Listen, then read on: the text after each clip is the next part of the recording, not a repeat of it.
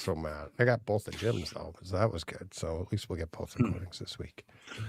Are we alive? Are we here? Do we exist, Deej? Well, we do, but now everybody can see us. We've always existed. Not always. Well, That's not true. Well, There's a short time period where we get to exist. It's called life. Oh yeah. Well, when I turned on StreamYard, not hells. I don't want to end up there. Hell yeah. Well, yeah. Heavens, yeah. Actually, yeah. I saw a tweet. The other day that said, "There's a stairway to heaven, but a highway to hell." What does that tell you about expected traffic numbers? Exactly. And is that the what's the other one? Like the road paved or something? I don't know. Whatever it is. Isn't there one that goes like that too? Like, the road's paved with good intentions. Road to hell is paved with good intentions. Yes. Yeah, exactly. So there you go. It's like anyway, happy everyone. Yeah, exactly. No, well, but when I turned on StreamYard, it said about AI clips. So I'm thinking, right, maybe we don't exist. Maybe we are just an AI. Yeah, maybe we are AI. It's who knows. It's like, what are you doing, Deej? Yeah. So Ara did an AI for Braden a couple weeks ago. Braden was off, so he opened the show he put Ara's voice through AI, and he manufactured a conversation with it, and he put it out. And when it first started, I heard it. And now he didn't tell me. I didn't know, but I knew right away. I'm like, what's wrong with Braden? Right? It was like a little fast and a little high pitched. And I was like, but it was pretty close. And I mean, I know Braden pretty well, but it was pretty close. But even he had to give it up. He's like, this ain't right. It's like, it's kind of scary though, isn't it? Kind of where we're going with this and how quickly we are doing it too. It is. But it doesn't bother me. Like I'm in and I see all the people on Twitter and stuff. I'm in the Ben Affleck camp. I've said that before. It's like, I think it's a tool like anything else. And I think the people that are saying it's like, they're thinking like Terminator and everything like that. It's like, I would say we're like forever away from that, if it even happens, because they're missing, in my opinion. And this is what they say to Affleck, and he has more knowledge than I do.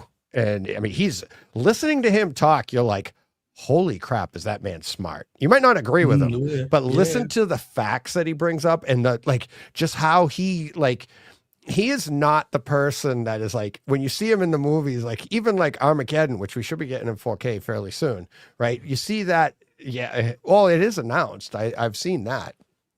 Okay. Oh, you haven't? Oh yeah. No. It's this year. It's soon, I thought. But you see him in that, and he's just like, and all his characters are like kind of, duncy little, not duncy, but typical guy, like whatever. And I mean, the accountant is probably one of his smarter characters. But yeah, but then you hear him in real life and you're like, oh my God, that is not even his public persona.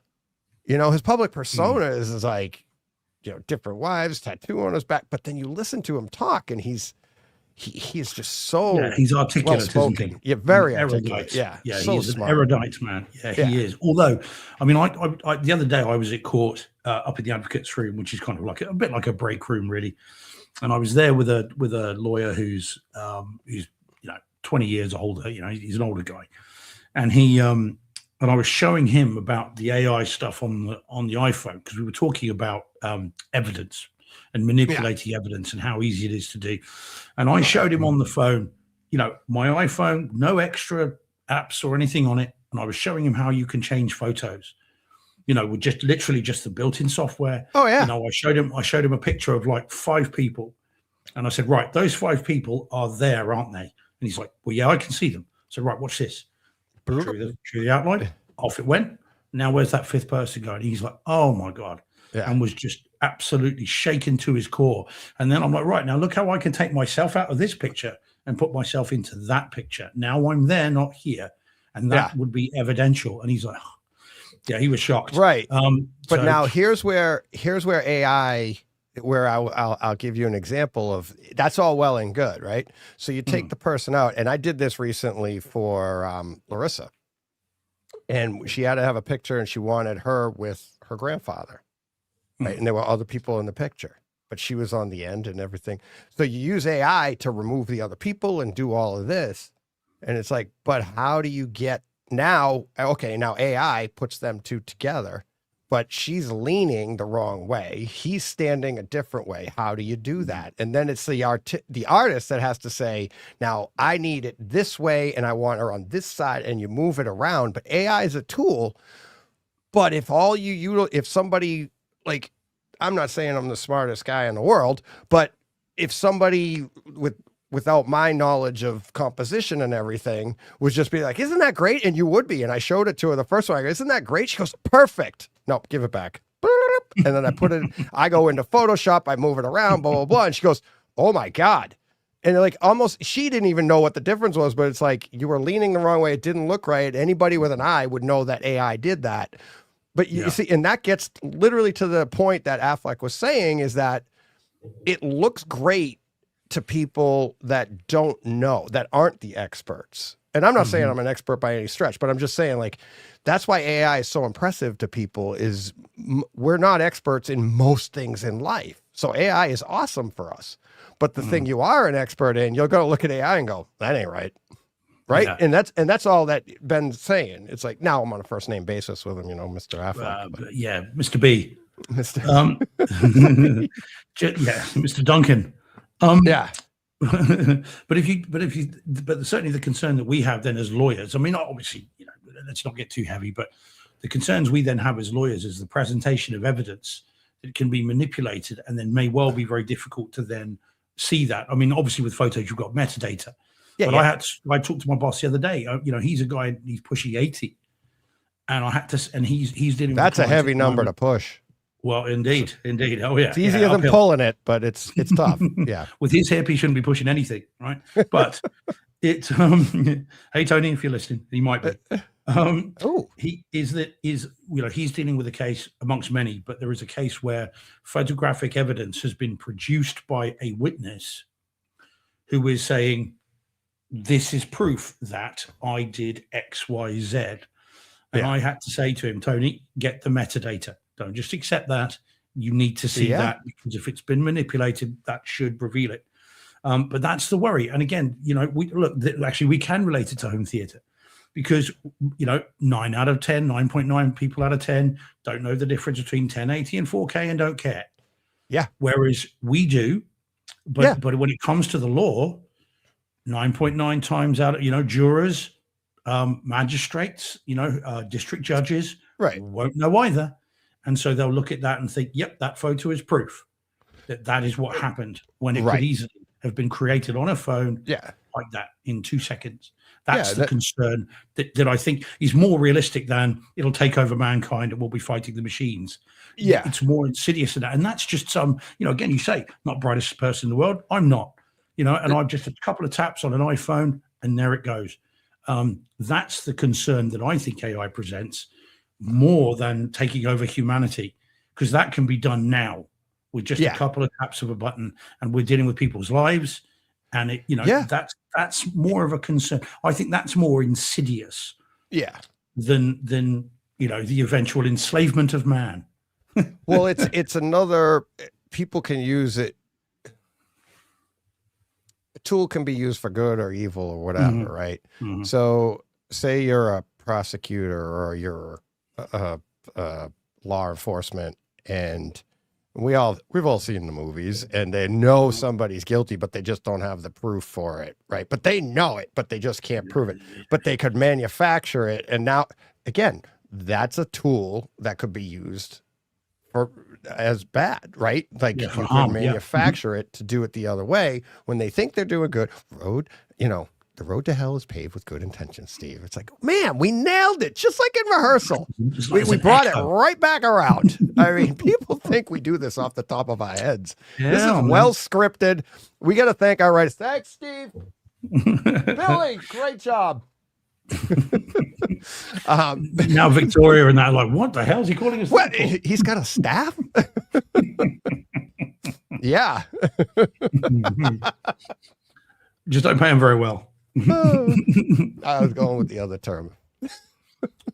That too. Oh, so you asked before we got on the air, am I shoveling? Well, look at the show title. HT Show 525, May 25th. Look at the day. It's beautiful here. It's almost 70 degrees outside. Oh, wow. Oh, that's yeah, why my PF face looks like that. Paul said it. Yeah, Paul F says that as well. 71, 70, 21 degrees Celsius. Lovely. I don't know what that is, but yeah. Warm. Exactly. Yeah, it was beautiful. Last 2 days have been gorgeous. Yesterday was in the 60s. I want to say we hit almost 70. What do I got? Yeah, 74. I got 74 on my watch right now. So, yeah. So the snow's all gone? No, we had a lot. We had a lot of snow. Wow. But yeah, I got home. I finished. I got to work early, so because you can start earlier now because it's warm. So I started, got done, got home, went to the house, and the deck. All the snow's melted off the deck. The pile that I shoveled off is not gone. It's still huge. Yards still have snow in them and stuff, especially in the shadier areas and stuff. I mean, we got a lot of snow. Snowbanks are still pretty high. But yeah, so I was at the house. I'm like, oh, I can finish these railings. I got to custom build my stair railings because they're too long for the prefabs. But yeah, so I'm like, I'm all excited out in the sun, no hat, and got, it's gorgeous out.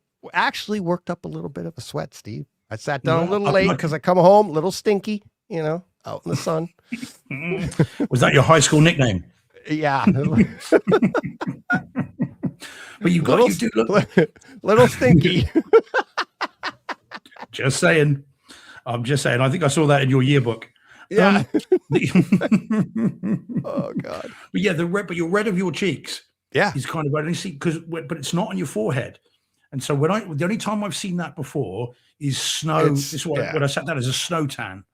Yeah. Where you get the reflection, obviously, of the. But I didn't wear sunglasses today. It's like my forehead, my face, everything is red.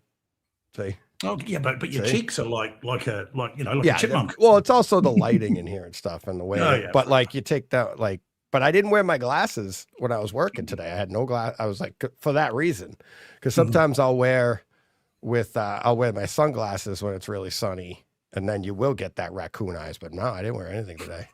That was nice. No, fair play. Well, I'm very jealous. I've spent 2 days in a court training. You're white as a ghost. Well, this is it. I've been in a mock courtroom for 2 solid days, training the baby barristers in examination in chief and cross-examination. So it's just nice to be out of that. But I've barely been outside. So yeah, no tan for me. And but this is why I'm here and feeling slightly demob happy. Not only is it early, so I'm more awake than I normally am, but also it's just nice to not be talking about cross-examination and all that stuff. So yeah. So if it's a bit more anarchic this evening, there's a reason for that. I've been let loose. You've been let loose. There you go. All right. We got stuff to get to. You want to get into? You got any other let's do it, man. Before show questions, anything like that? No, man. Everything's after show now. Everything, it's all show. Let's get into HT talk and stuff like that.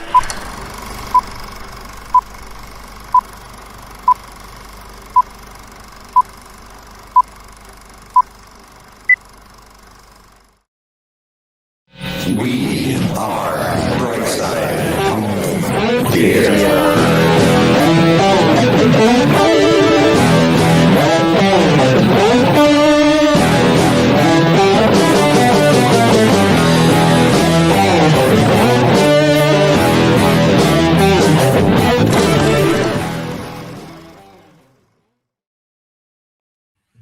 Hey, home theater nerds, welcome to the Brightside Home Theater Podcast, the multi-award-winning and giving and receiving home theater podcast that's all about the experiences, the sights, the sounds, the scenes. How badly did I screw that up? Take 2.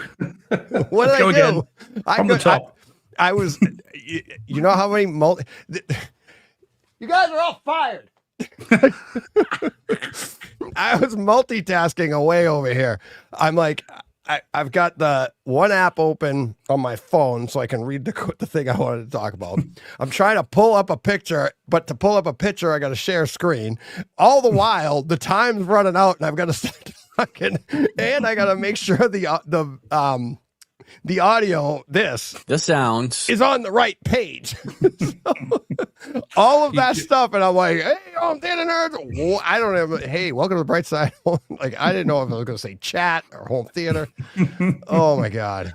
It's you like that? How badly did I screw up?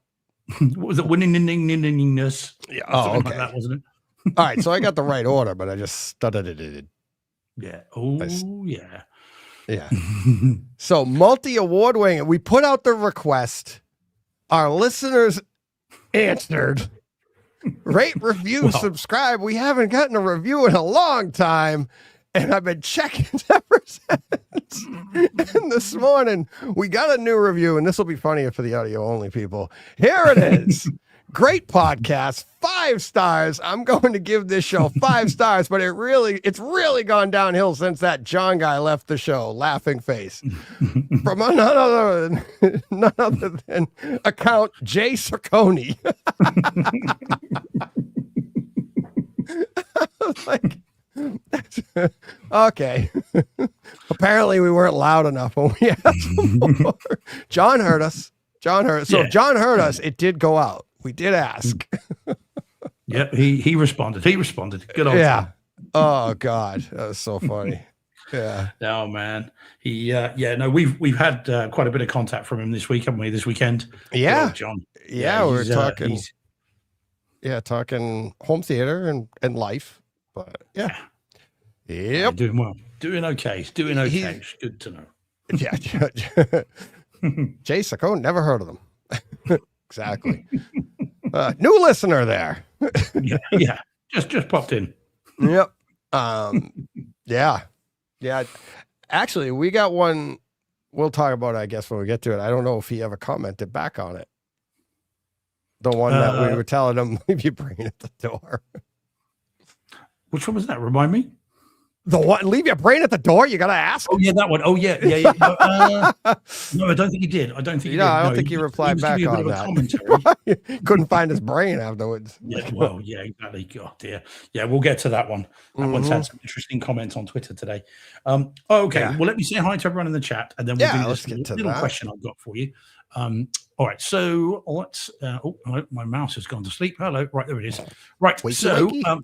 Now, of course, this is a streamlined chat because I think a lot of people don't realize we've started early, so it's going to be interesting to see what happens in about half an hour's time. True. But anyway, so Captain, my captain. Hey, buddy. Someone called Brightside HT was. Well, yeah, he's like, ain't talking. Lyrics. I'm not talking about the linen. You know that song. It's not the line, but. Yeah. And then Steve Hatton as well. Hey, Steve. Marcus Beebs in saying hello in 2 versions of the chat. Dom's in. Bonsoir, Dom. And we've got PF's in as well. Obviously, Paul F's in. Hey, Paul. And Michael Piantanosi's in. Hey, Mike. Yeah, Mike. And I'm trying to see. Oh, yeah. Someone new. Which? Diane Cavazos. Yeah. Hello. Hello. That's quite English, isn't it? Hello. All right. Hello. Right. Hello. I like it. Hi, Diane. VR saying hello as well. Bricks. Yeah. Bricks. No bricks. Don't throw bricks. Bricks. Brisk VR. Yeah, that's new. Yeah. Diane. Brisk. And Rach is in. And Jordan as well. So yeah. So hey everyone. Hello. Diane Brisk. Leave a review. Yeah. Not one about John. Yeah. Not one about John. Yeah. 5 stars are preferred. Yeah. So there's people in. And as I said, I think a lot of people don't realize we're early. So we'll have to early over there, which is nicer for people like yourself and Dom. Dom is like he's an hour ahead of you. Yeah. So in France. So yeah, quite. No, absolutely. Yeah. So it's but yeah, Germany. No. So okay, so yeah. So let me do the question then, Dee. So it's kind of a question, kind of an observation. So talking to a friend of mine this morning, who is the one who likes to provide these questions and stuff for the show. I think he gets a bit of a kick out of providing it, knowing that I'm going to talk about it. You have a source. So, okay. Yeah. It's ketchup. No, not that kind of sauce. Yeah. So he's not sauce. Yeah. Now he says we'll credit the people. Or so gravy he said in this house. Oh, great. Well, yeah, good gravy. Yeah. So he says that Movie Web, so we'll give them their credit, have done a a list, and I am missing some information, so bear with me. Now they've done this list of 20 movies that that a sort of a young lad should see as part of growing up. Oh, okay. Now, I said to him, send me the list, and he didn't do it. I don't think he could find it, but he looked at it. And what he did tell me was the top 3, and specifically the top 1. Okay. Top 1. Top 1, the number 1. The top top 1. Yeah, 1. yeah, the first one. I made the top 1. I made the top 1. There we go. So, what do you reckon? Any idea what you think the number 1 movie, according to MovieWeb, is for a sort of a growing lad, a movie that needs to be seen as part of a movie education? Now, what I'm missing is I don't know how old this growing lad is supposed to be. I think he is young, so we're talking not R-rated. Anything less than R-rated. Yeah. But any idea? Now, I will tell you a little clue. It's very American. Yeah, the first one first one that's popping into my mind, I can't even think of the name of it. But I know the movie, and is it Stand By Me? No, Stand By Me that's the one where the 4 kids, and they go on the train to look for the dead body, based on the story, The Body. Yes, the body. Okay, so that one, the one is it is American. Sandlot. Well, this one is one that I think, and I mean this respectfully. No, I'm not being rude. No. I just think this is. It is a movie that I think only an American audience would choose as the number 1. When I tell you, I think you'll be like, oh yeah, I get that. But I don't think the Brits would. I don't think Europeans would. But I think Americans would. And we had this whole conversation with this chap earlier about it, because I said I think that's a very American choice in a respectful way. I don't mean in a rude way. I'll tell you that in the top 5 there was Ghostbusters, there was Gremlins, okay, there was Goonies, which I said, I would have said Goonies, but not number 1. No, it's not number 1. Any idea? PF says for movie education or life education, bit of both, I think, Paul. That's kind of what and again, I didn't see the list, so I don't know. But in terms of what the parameters of the list were, but I think it's supposed to be both. Movie education for life. No, Jordan, it definitely wasn't. A movie education for life, and you don't have an age. Can you give me an age that it would be in? It would be a young. It would be kind of a young teen. Okay, very young teen. I think you're talking 12, 13. Okay, that kind of thing. Yeah. Sandlot's younger than that. I've never seen that, Deej. I've never heard of that. Lord of the Rings? No. The Sandlot. Sandlot? Oh, Sandlot's a bunch of kids. Like kids playing baseball in the Sandlot. It's like it's kind of like that. Yeah, and it's really good. Is it Porky's?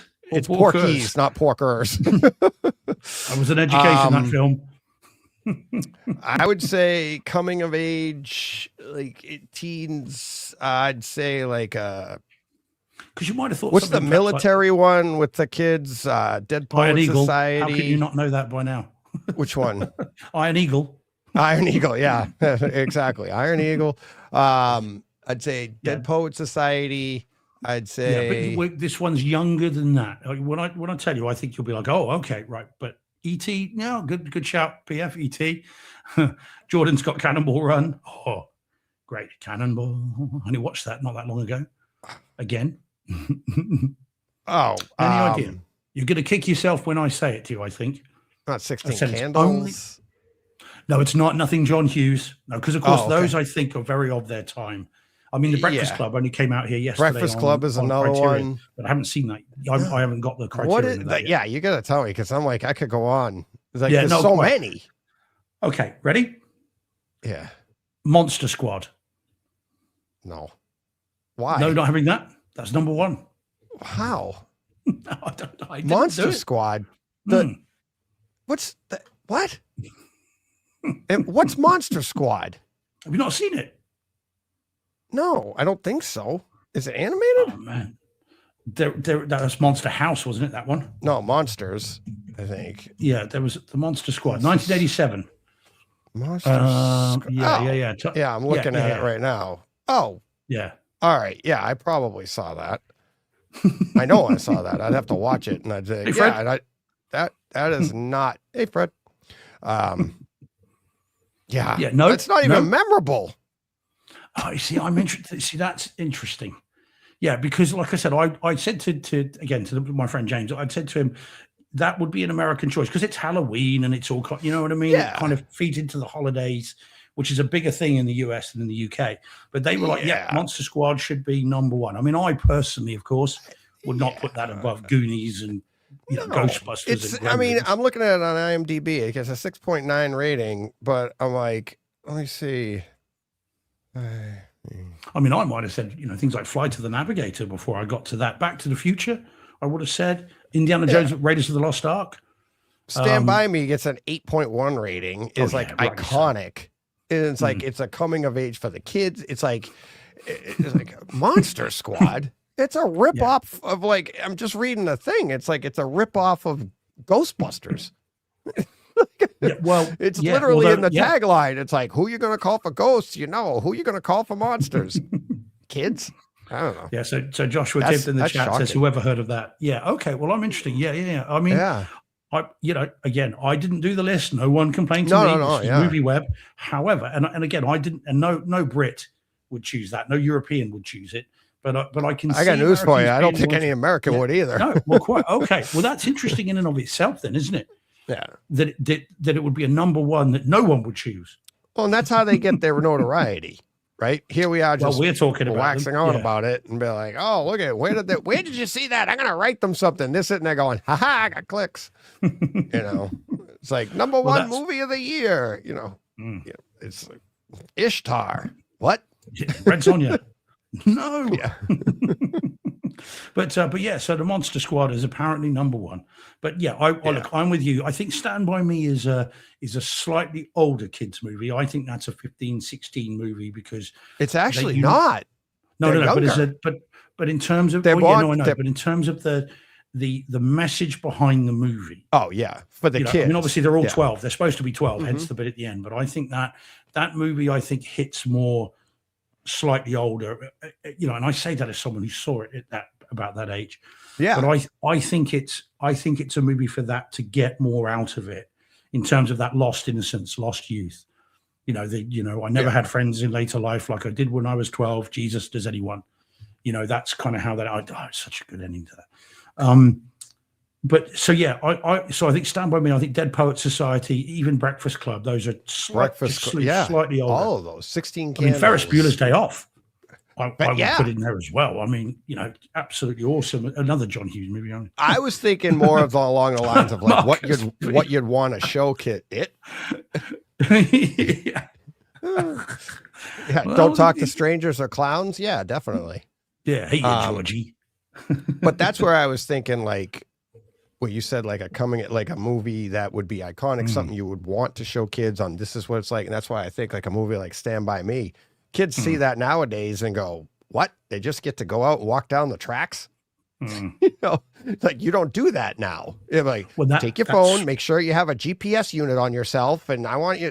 The idea of going out and exploring and looking for a dead body. What are you, nuts? You can't do that nowadays. That's exactly the conversation that I had with Jay. He's got 3 kids, 2 very young and then 1 slightly older. And again, I said to him, that's exactly what I said to him. He said, kids today don't know. Again, bloody hell, old man shouts at cloud, Kids today don't know the idea of, exactly. We're going to go on an adventure. We're going to go off for the day. We're going to encounter some adults that we may not get on with, but we're going to we're going to just do our thing. But yeah, kids don't do that anymore. No. That's not how that works now, is it? No. I saw a tweet about that the other day about like you got locked out of the house at like 8 a.m. and you didn't come back until 8 p.m.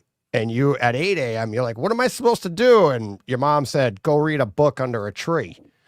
And so for 12 hours, your mom thought you were reading a book under a tree, but you'd ridden your bike 10 miles away. You crossed the river in your jeans and they said all this stuff. Like you tried to climb a tree and fell out twice and you did all of this stuff and it was like dangerous stuff. And you're like, you get back home before the sun goes down and you're like, well, how was your day? Great. That was it. And it's like, And when I was a kid, I just listed a few things I might have done, right? And I thought we think that was crazy. Kids today think what I did was crazy. My dad told me, he's like, yeah, we used to go into Boston on our bikes and we'd throw bombs at the kids in the other neighborhood. What?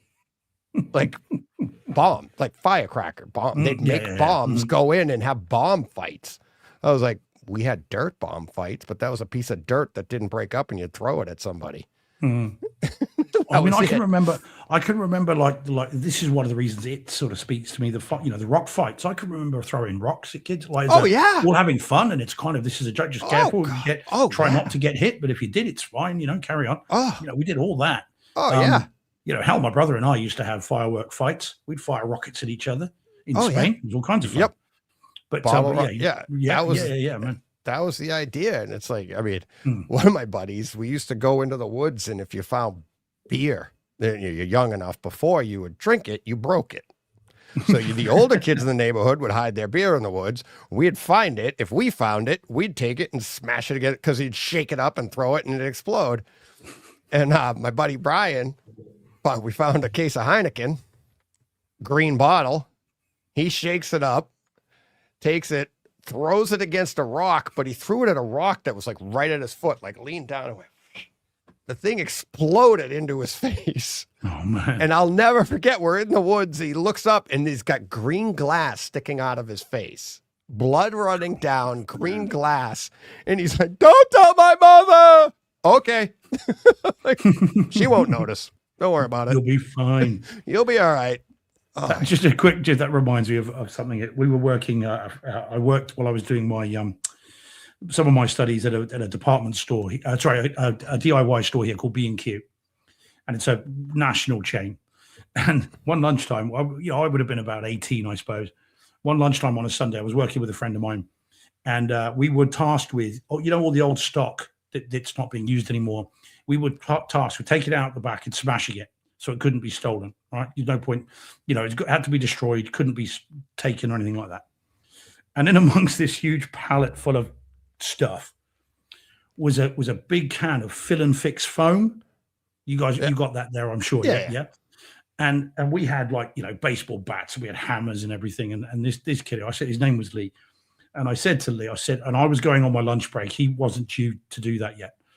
And I said to him, Lee, whatever you do, don't mess with that can. Just leave that can alone.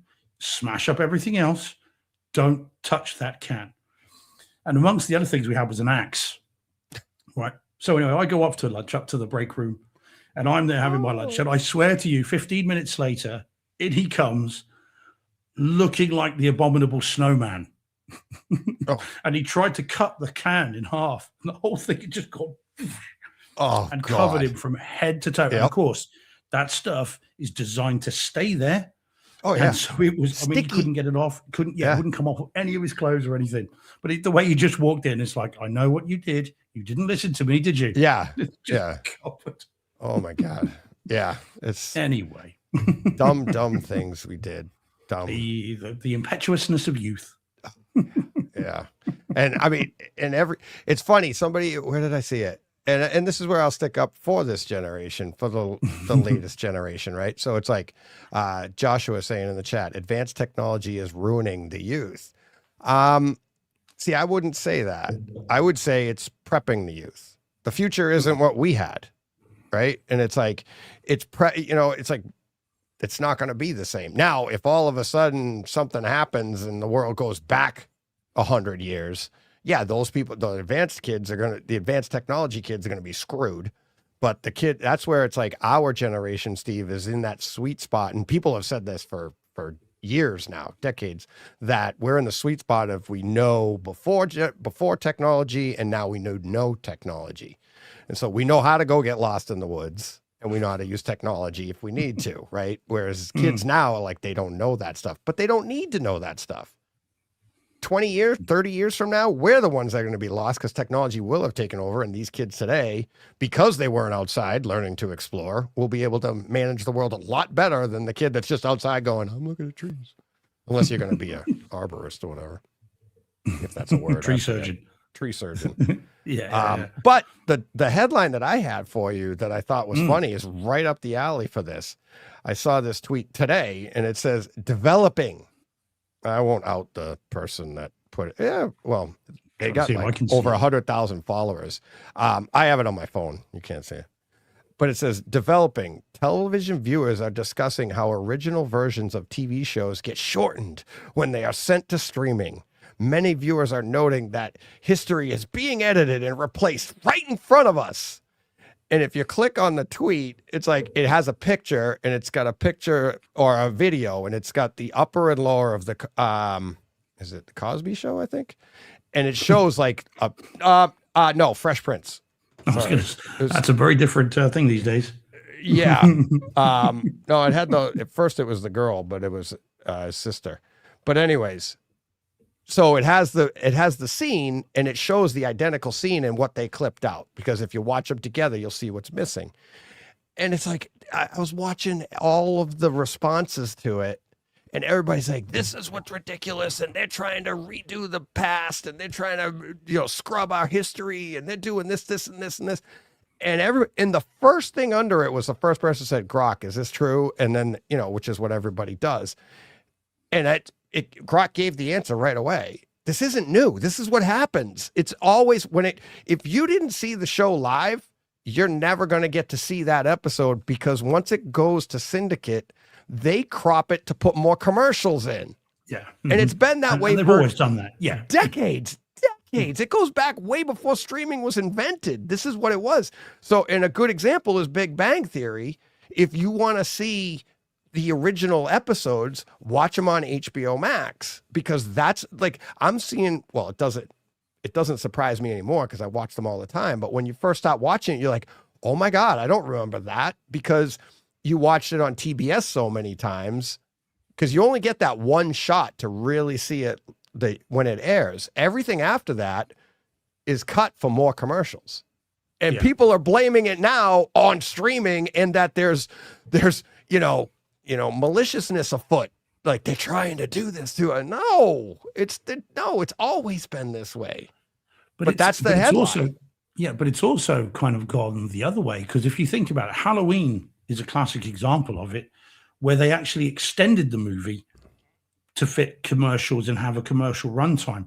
There is on the 4K disc, there is the Halloween TV version, which is longer.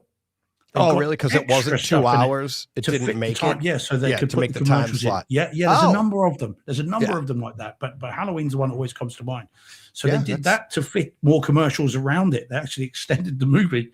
Yeah. So it's not new. I mean, that's 1978. There's nothing new under the sun. And that's just the reality of it. But of course, I suppose certain generations are discovering it for the first time, so it must be new. Well, that's just it. It's like they see it and they think it's the indicative of what's going on today, and they don't realize that that's what's always been done. It's like, so funny. Well, it's a funny old world, and also quite funny how people the things people choose to get upset about in the world that we're in today. That's what they're throwing their toys out of the pram for. Well, it's funny. There's a movie we're going to talk about that will play into that, and I'm sure we'll talk about that in a little bit. It's actually, as much as we said leave your brain at the door, there is a society element to that even, I think it was Ronald Reagan said, maybe it was somebody a while ago said the exact scenario, like what it would take, and it pertains to that movie. But so Jordan also says, so we've got again Beyond the Poseidon Adventure and When Time Ran Out extended TV cuts. There you go. Seems strange, but yeah, well, got to make it fit. It is funny they didn't think of just adding more commercials, because that's more money. Probably a good thing. Yeah, exactly. But I would like to mention, I haven't read them all, but I've had a bunch of responses and everything. A lot of nice responses over today's Takeover Tuesday, from the long awaited, much anticipated. By me. And it's like, having Jim Doolittle on, my AKA projector guy, and finally getting him on. And I listen back to every show once it goes public just for audio quality. I've said that before. Sometimes like I'll hear us talking and I'll listen and I'll get engaged and listen to the whole show just because it's fun, right? Most of the time I'll just listen to snippets here and there to hear audio quality. I didn't listen to the whole show with Jim because it's too fresh, but what I did notice is listening to it is like I start scrubbing it and I'm like, listen, okay, let me hear this part. Everything we talked about is stuff we've talked about a million times over the years. Okay. That's how my brain works. It's new to me every time too. It's like, I know it, but I haven't learned it the way they learn it. And I still find it interesting. And every time he speaks, I pick up a little something more. And especially like when I know you haven't heard it yet, Steve, but we talk about 444, 422 and 420 and break that down. And that explanation that he gave, and I've heard him break it down before. I get it. And I understand. And that's like, I live in the world of, I don't pay attention to headlines. I get headlines. I read details. I get details. And in my head, I give it headlines. So I'm like 444, 422 and 420 headline. 444 is better. 420 bad. Okay, good. And I move on. I don't remember the details, right? That's how I remember things. And now I am going to take that episode and listen to it multiple times because I can get more, I can learn from it again, or I can reference it. Whereas I just had my memory before.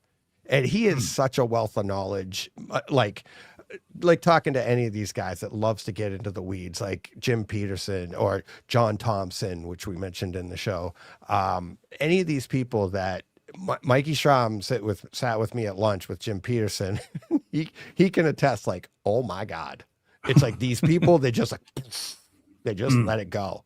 And you're like, what did he say? And you'll remember like maybe 2% of it, but you'll walk away with so much more knowledge. And that's what I've been dying to get him on. And we just happened to be having a conversation the day before. And I was like, Jim, we got to do a show, buddy. And he's like, let's do it. Okay.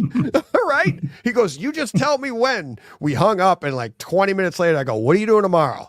I didn't want to give him any time to back out. Oh God. So I'm looking forward to listening to it. Like I said, I tried to find it earlier. It didn't update on my phone. So I will tomorrow on my drive into work. I will start the listening.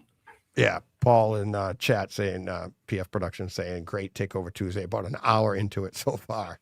Yeah. And I mean, I could have kept going. He could have kept going, and we have. And like, and some of that stuff we just talked about, rehashed the day before and stuff. But yeah, it's so much fun.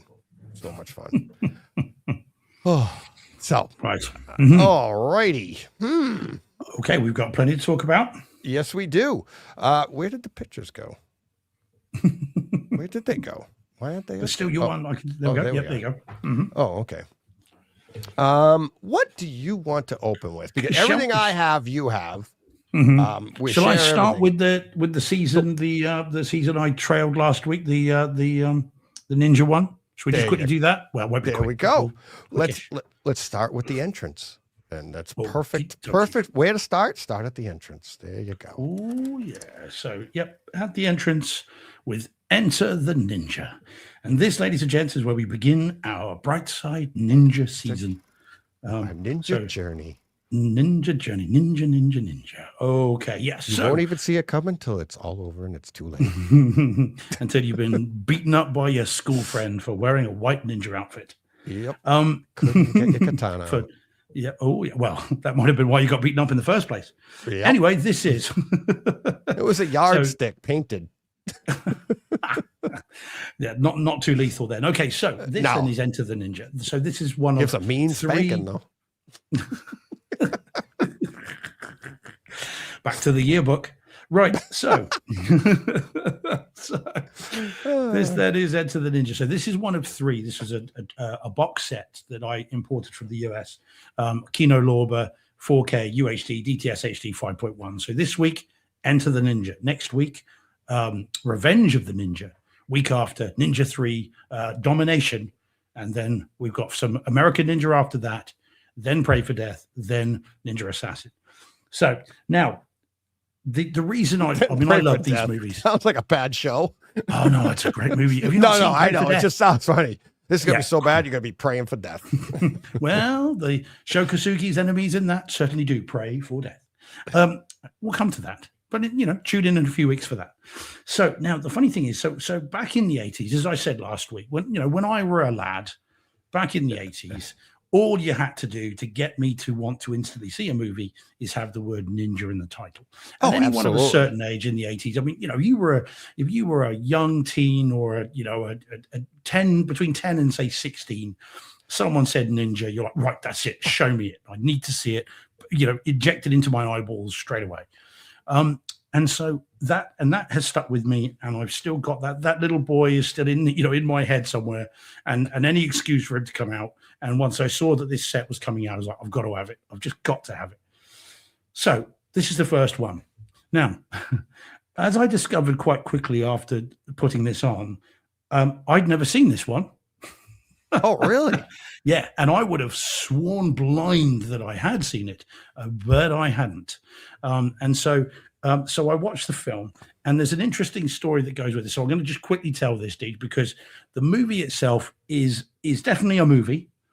Well, that's not a great movie. Some might say it's a god awful movie. Whereas I liked it for certain bits. But there's an interesting story that goes with it, and the story I think is more interesting than the film. So Menahem Golan was the producer. So that Golan Globus Productions in the 80s, they were everywhere, and he had decided one day that he wanted a new type of martial arts story, because you'd had the kind of the wrestling, boxing movies of the 60s, you'd had the kung fu movies of the 70s, and the idea was he was looking for something in the 80s, and someone said ninja and brought him this type, right? So what he did was he thought, right, this is it, this is what we're gonna do, and he took on a stuntman who was going to play the lead. I won't give names. This is all on IMDb, but we won't give names because this is all as per IMDb. So he gets this stuntman, and he says to this stuntman, right, you're the lead of my Enter the Ninja pick, and there's a guy called Shokasugi. He'll be fine, and that's what we'll do. So they said, we'll shoot it in the Philippines. It'll be cheap. That's what we'll do. So off they go. Okay, now he's producing at that point, and there's a director. They hire a director to film it. So 3 days into shooting,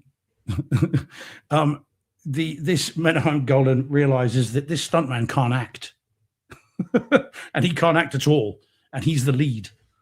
So he promptly fires him and fires the director as well, as in from the lead, and says to this guy, you could do some of the stunts, but you're not going to be the lead. So he's now started shooting. They're in the Philippines. They've got no lead, and they've got to shoot this movie. So he says to one of his agents, who is in the Philippines at the moment that's famous? And they're like, well, what do you mean? He goes, there's got to be someone here that's famous. Yeah. And there was a film festival on down the road, is how I've read it. And Franco Nero was there. Django himself was there. Okay. And he was publicizing a film, right? And literally, Menahem Golan goes to him and says, we'll give you all the money. We just need you to come and be a lead in this film called Enter the Ninja. Now, Franco Nero, no martial arts training whatsoever. He's got a strong Italian accent, as you'll know if you've seen Django or any of the Django movies. And the lead is supposed to be Texan. So what they do is they go, right, okay, well, you'll have to come in and do it. We'll give you the money and we'll just dub your voice. So that's what they do. And what happens then is you get this movie in which you've got, so when you get the ninja stuff in the costumes, at least there's some sort of martial arts prowess, right? Some sort. But whenever you get Franco Nero on screen, that guy can't lift his leg above his waist. Right. So when he's not a ninja, he can't pretend to be a ninja. And he's there to do one thing, look and sound the part, and he can't do either. No. And this is the thing. And some idiot had given him some nunchucks and said to him, do some nunchucks. And of course, as we know, because we all tried that in the 80s. And how many times did you hit yourself in the, what's with nunchucks in the 80s? It's called nunchucks. Yeah, quite exactly. Yeah, yeah, yeah. Oh. Nut upchucks after you hit Yeah. yourself in the nuts. And Yeah, you and wish so, you and, hit yourself in the face. yeah, quite. And he's trying this. I mean, it's not good, and there's no point in me saying that it is good because it's not. But so the story about the making of the movie is more interesting than the film. So the film itself is very, very, very, very unique. And there is an extended ninja bit at the beginning. There's a bit of ninja-y stuff at the end, Yeah. and in between, it's just very odd. So in and of itself, bear in mind, this was my first watch of this. In and of itself, as a movie, it's not great. And I'd be lying if I said it was. And we're being honest here, and it's not a great film. But I'm very glad I've got it because this kicks off the rest of the ninja movies of the 80s. And so I appreciate it for its place in history, even if it's not its place in movies.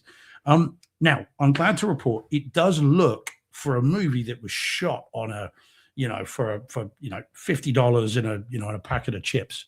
It looks really nice. Kino Lorber have clearly done some work on this. So when you get the red, as you can see there, when you get the red of the ninja bad guys, it really pops. The white of the white ninja, looks, just glows as well. And so it does look really good. And it sounds okay, bearing in mind again, it's shot for nothing. So it does look and sound great, but it's not a great movie. It is a curiosity, this film. And when I finished it, I was laughing my head off in the way that I'm sure they didn't intend, but still makes it fun. And it's going to stay in the collection because I love how its place in history, in movie history. And I love the story behind it too. And I've told loads of people it since. So yeah, I don't recommend it in and of itself. If you're going to get it as part of this box set. Part of the trilogy, yeah. Yeah, exactly, because it does then do that. Now, all three movies have different stories. They've all got Sho Kosugi in playing different characters. He's the bad guy in this one. He's the good guy in the other two. So yeah, I recommend it for its historical value, not for its movie value. But I had a great time watching it. It is funny, but they don't intend it to be. Yeah, I grabbed the box set. American Ninja, and I got American Ninja's already on the way, along with American Ninja 2, because I didn't get 3. Why not? But yeah, so I did grab the box set, so I'll try to catch up to you. So of these ones, Deej, did you say, sorry, or American Ninja? I got all of them. I got the box set of these, Enter the Ninja, Revenge of the Ninja, and Ninja 3. The Domination. Yeah. With a female ninja. Oh, nice. Yeah, I didn't realize they were that old. 81, 83. This is 81, 83, 85. And is it 85? Is that 84? Yeah, I think it's 85. Oh, 84. Wow. 84, it says that quick. Yeah, Wow, Kino Lorber saying 84. Yeah. So, yeah. Crazy. It really is worth seeing. They had to get them out quick before the fad died. Well, and yes, that's the reality, isn't it?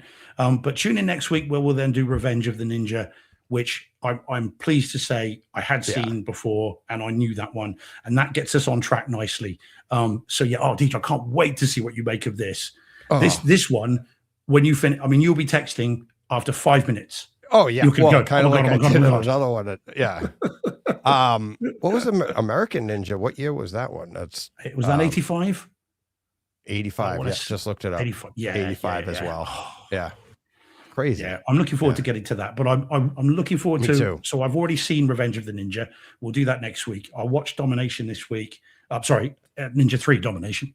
Yeah. Nothing else Domination. And then what you do on your own time. Back to the yardstick. Okay. Yeah, back to the that's it. Oh yeah, your katana. Yeah. Oh boy. So definitely. I recommend this as part of the trilogy. I think Johnny Speakers. I'm pretty sure it was. I think it's him. It might have been Danny Speakers, but I think it's Johnny. He DM'd me and said he had bought just this one because I think they are available separately. Yeah. And he was like, "That was enough for me. I haven't bought any of the others." And now I know why. But as part of the trilogy, I think it's a lot of fun. Yeah. So, and how much was the box set, by the way, Deej? How much was it over there? I don't. $60, $59.99. A little steep, but it's 20 for a slice of your childhood. 4K, $20 a movie. Yeah, They're all 4K. Yeah. They're- Oh yeah, so, yeah. They're all yeah. DTS HD master audio. Yeah. And I mean, spoiler alert, ready for next week. But Revenge of the Ninja looks and sounds great as well. So, and certainly as good as Yeah. you're ever going to get them. I mean, this looks how you remember them looking, Yeah. which is not how it normally works, is it? Normally, when you watch them, they look rubbish because rose tinted spectacles. But with 4K, it looks how Yeah. how your mind's eye sees. How your mind remembers it. But if you Yeah. actually went back there and you were like, what the hell? So, Mm. yeah, it's because you were watching it on a, regular probably 280 resolution at the time. Yeah. Whatever we were watching it on. But. Well, because we'd have been too young to see them in theaters, presumably. Oh, absolutely. Your Yeah, parents absolutely. wouldn't have taken you to see these, would you, as an R-rated movie? No. So, and over here, they were anything with the feel word like ninja in it. In the I UK, might was have an seen 18. American Ninja in the theater, but I'm not sure. I know I've seen that so many. I loved that Oh, movie. yeah. Loved that movie. Yeah, it's very cool. Sorry, School Kung Fu Film was saying, did you start early? Yeah, the clocks went forward in the US, buddy. Sorry, mate. Yep. So of course we're so- an hour earlier. If you're in the U.S., except Arizona, because they don't actually change their clocks. But if you're in the U.S., we started on time at 4, but over there it would have been only 4 hours. You're only Yeah, 4. so- You're so only we- 4 hours. France, Germany, they're 5 hours instead of the 6. So Yeah, that's it. So, and that's for the next 3 weeks, isn't it? So yeah, and then our clocks then go forward, so it'll be back to the usual time. There's a public service announcement. Yep. But yeah, so like I said, I'm really loving this trip back to the 80s, the heyday of the Ninja. It's all kinds of fun. Yeah. And lots of yeah. fun to come as well in the weeks ahead. yeah, you got me going. I can't wait. I'm like, now I can't wait for that.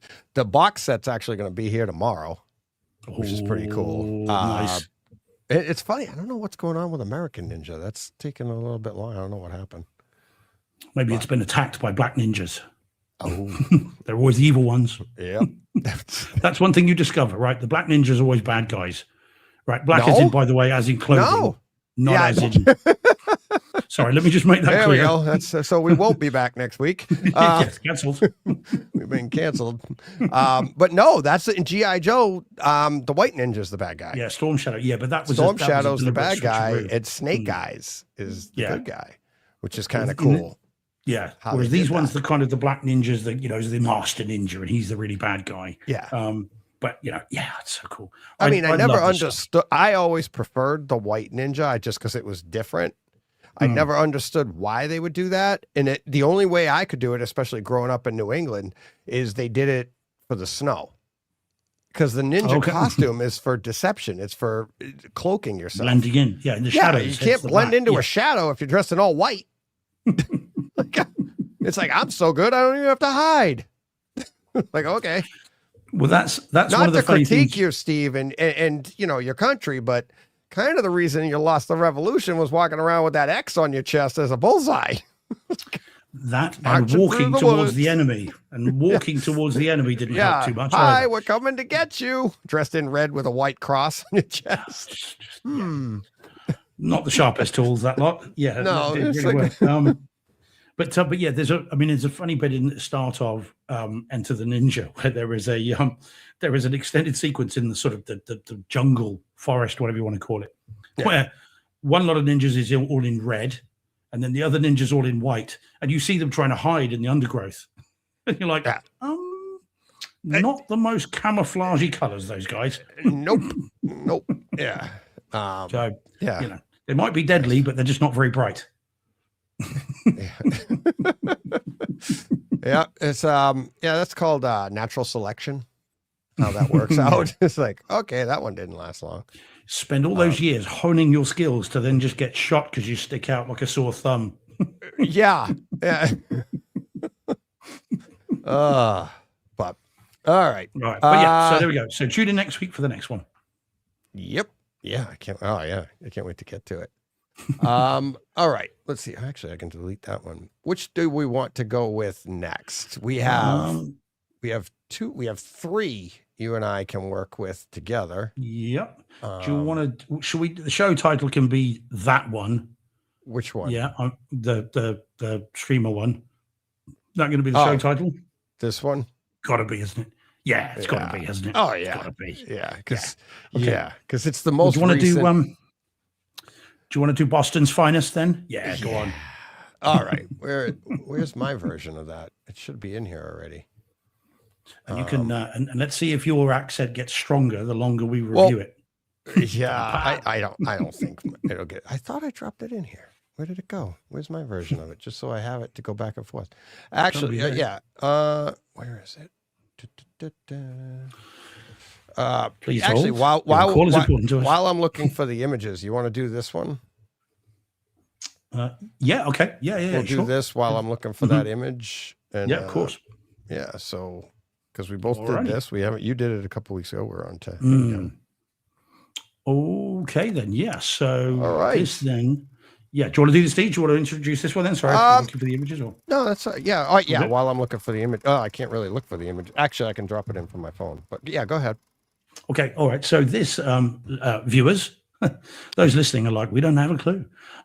This is Monarch Legacy of Monsters Season 2, which is 2 episodes deep. Third episode dropping tomorrow. I think it's every Wednesday, isn't it? Fridays. Is it Friday? Okay. Oh yeah, it's Three Kings every Wednesday. Come on, I'm trying to keep track of this stuff. So yeah, every Friday. So okay. So previously on Brightside Home Theater with Monarch Season 1, from what I remember, John and I were quite lukewarm about it because there was too much talky, not enough monster smashy. Yes. And you guys were Jeff Goldblum. There are going to be monsters in your monster movie. Series? Yeah, monster series. Yeah, that's well, what we talked about. And I loved it. I loved the talky, and the and there were monsters, but you guys are right. It could have used more. To the point that we were like, well, maybe they're saving the budget for the final episode, and it's like all of that stuff. It's like, and the final episode was pretty good, but it could have used more. The first series was kind of monster of the week. Each one you had a kind of little creature. It was a bit X-Filesy, monster of the week, and some were fine, but there was also interminable scenes of people talking about their mums and their dads and their and their aunts. It was a lot of exposition to get you caught up. Yeah.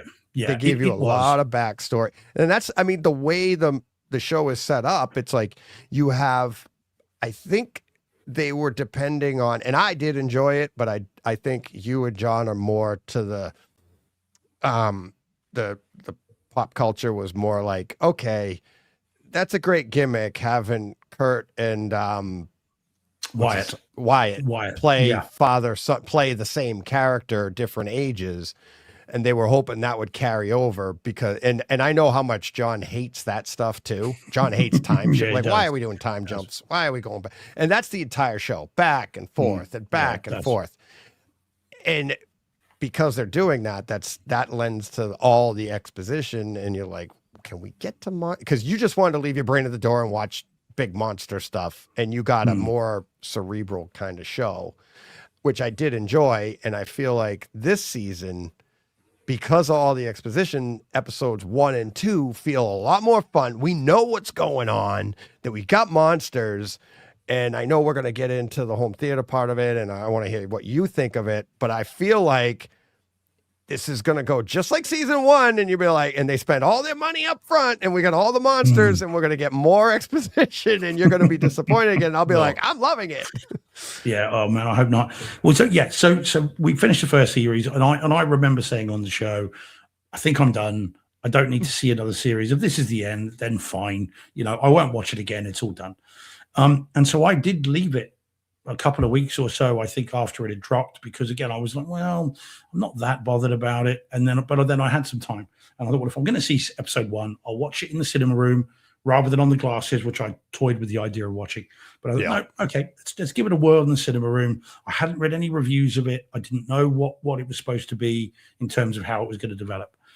So I'm very pleased to report I genuinely really liked episode 1 of season 2, because it did give us smashy and less talky. Yeah. And it's all action, really. That episode was very little, 2 characters talking about their feelings. There was very little of that and a lot more action. I do think the cliffhanger at the end of season 1 was resolved very quickly in episode 1 of season 2. Just like, click your fingers. He's back, everybody. I agree with you. but he's also the biggest star. Yeah, quite. And you Yes, couldn't don't leave leave him your just star. wandering. Yeah, indeed. Yes, indeed. Wandering the earth. You know, and when you go by like the backstory of what goes on, it's like he was literally down there for like 10 minutes. Yeah. Mhm. You know, if that, because Yeah, if you, quite. you know, the way it works out, like, because that character they brought back in season 1, she's like, how long's it been? Oh, like 29 days. They're like, no, you know, so he was probably there like 5 minutes, 30 10 seconds. minutes, Yeah, quite. you know. Well, that's how it felt in the show as well. It's like he's Yeah. gone. No, he's back. He's back. Yay. Okay. Yay. But it was much more action packed, and I did enjoy that. And even the flipping backwards and forwards was done relatively snappily, which was good. Now, episode 2 does kind of go back into the mold a little bit, and again, and slightly oddly, this is the other thing that occurred to me, Deej, and I'm wary of spoilers, so I'm not going to spoil anything, Jordan, because I know you haven't seen episode 2 yet from the chat. So what is a bit odd though, and I'm not sure the show has really worked out what to do with this. You have the characters in the past facing some sort of jeopardy, but there is no jeopardy because at the same time, these two characters are in the future, well, our present. In fact, no, it's our past, isn't it? It's 2017. So you've got the people back in the distant past facing some sort of jeopardy, but you know there's no danger because you've also got their future selves. So that's a bit odd. So when there are extended action scenes in the past where you've got two characters facing mortal danger, we said this last season there isn't going to be, because you know they survive. So that's a bit odd, and I'm not sure why they spend a lot of time doing that because there is no jeopardy there at all, none. And that certainly occurred to me this time. But but more smashy, so that's okay. Yeah. So I am enjoying this, and I'm looking forward to seeing the next episode. And that's not something I could say about season 1. So it's got me interested again in what they're doing, and it's definitely more action packed. In fact, Deej, season 2, episode 2 reminded me a bit of Godzilla -1. Yeah. And I think that's very deliberate because if you're trying to, get off the back of that, and I won't say why to anyone. I mean, you'll know why, but not for anyone that hasn't seen it. I think there is definitely echoes. Isn't of it kind of -1 in the image? Well, yeah, kind of, yeah, but how it works, I don't want to spoil it. I feel bad. I wouldn't like it if someone did it to me. So there's definitely echoes, I think, of Godzilla -1. So I'm on board now in terms of the home theater. Sorry, Deej, forgive me. Sorry, there's me spiraling on. You didn't say what you thought of it. Sorry, apologies. No, what are you making? I agree. I went on. I thought I went on first about it, and I took it away from you. But okay. But yes, I agree. I a lot of smashy. But it still retained the, like I said before, the cerebral part. There's a lot going on. Still a lot of, I wouldn't say a lot of exposition, but they're still explaining stuff. We're still learning so much more. Cause you get it. It's not like they went full smashy because there's still so much more to learn, which is kind of cool but weird because what we're finding out is when you're learning stuff, it's from the past. So it's information that they have today. And now we're learning stuff. It goes to the past. Like even, this is getting into like Predator territory, right? Where this stuff has been, you know what I mean? Where it's like, this is like globally historic, types information. And I think that's a lot of fun. I do. It's like, it's they're giving, and think about this too. I was thinking this watching probably the second episode, like you said, which is like -1. All this comes from those movies we watched where it was like, a man in a costume stomping on Tonka trucks. You know what I mean? Like just a funny thing. And you've given it such a backstory to, it's just the history of the movie or the genre itself, how far it's come. Yeah, it's incredible, isn't it? Yeah. And the scale, it's like sweep. Yeah, very different. Yeah, it was just a creature double feature monster type movie thing, and now we're getting into Monarch. We're talking about how we studied this from way back. It's just, it's just so much fun. So much It fun. is good. So, It is.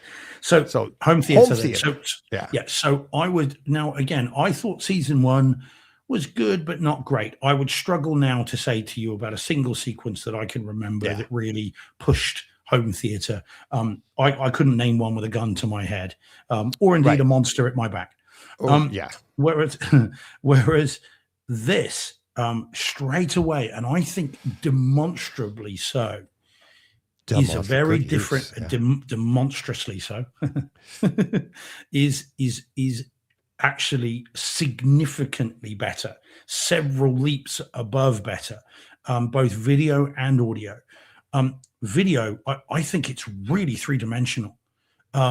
Almost to the point where some of the opening, again, I'm wary of spoilers, but the open, there is a lot of creature stuff in episode 1, and it's really three-dimensional, and it reminded me of the Universal Studios rides, where the big creatures, that sort of gives it away, but the big creatures are all moving around, and I was thinking that, man, this is actually really well done, and it looks three-dimensional, and it's really colorful and really detailed, and these things feel big because of the stomping around. There's decent bass, there's good surround.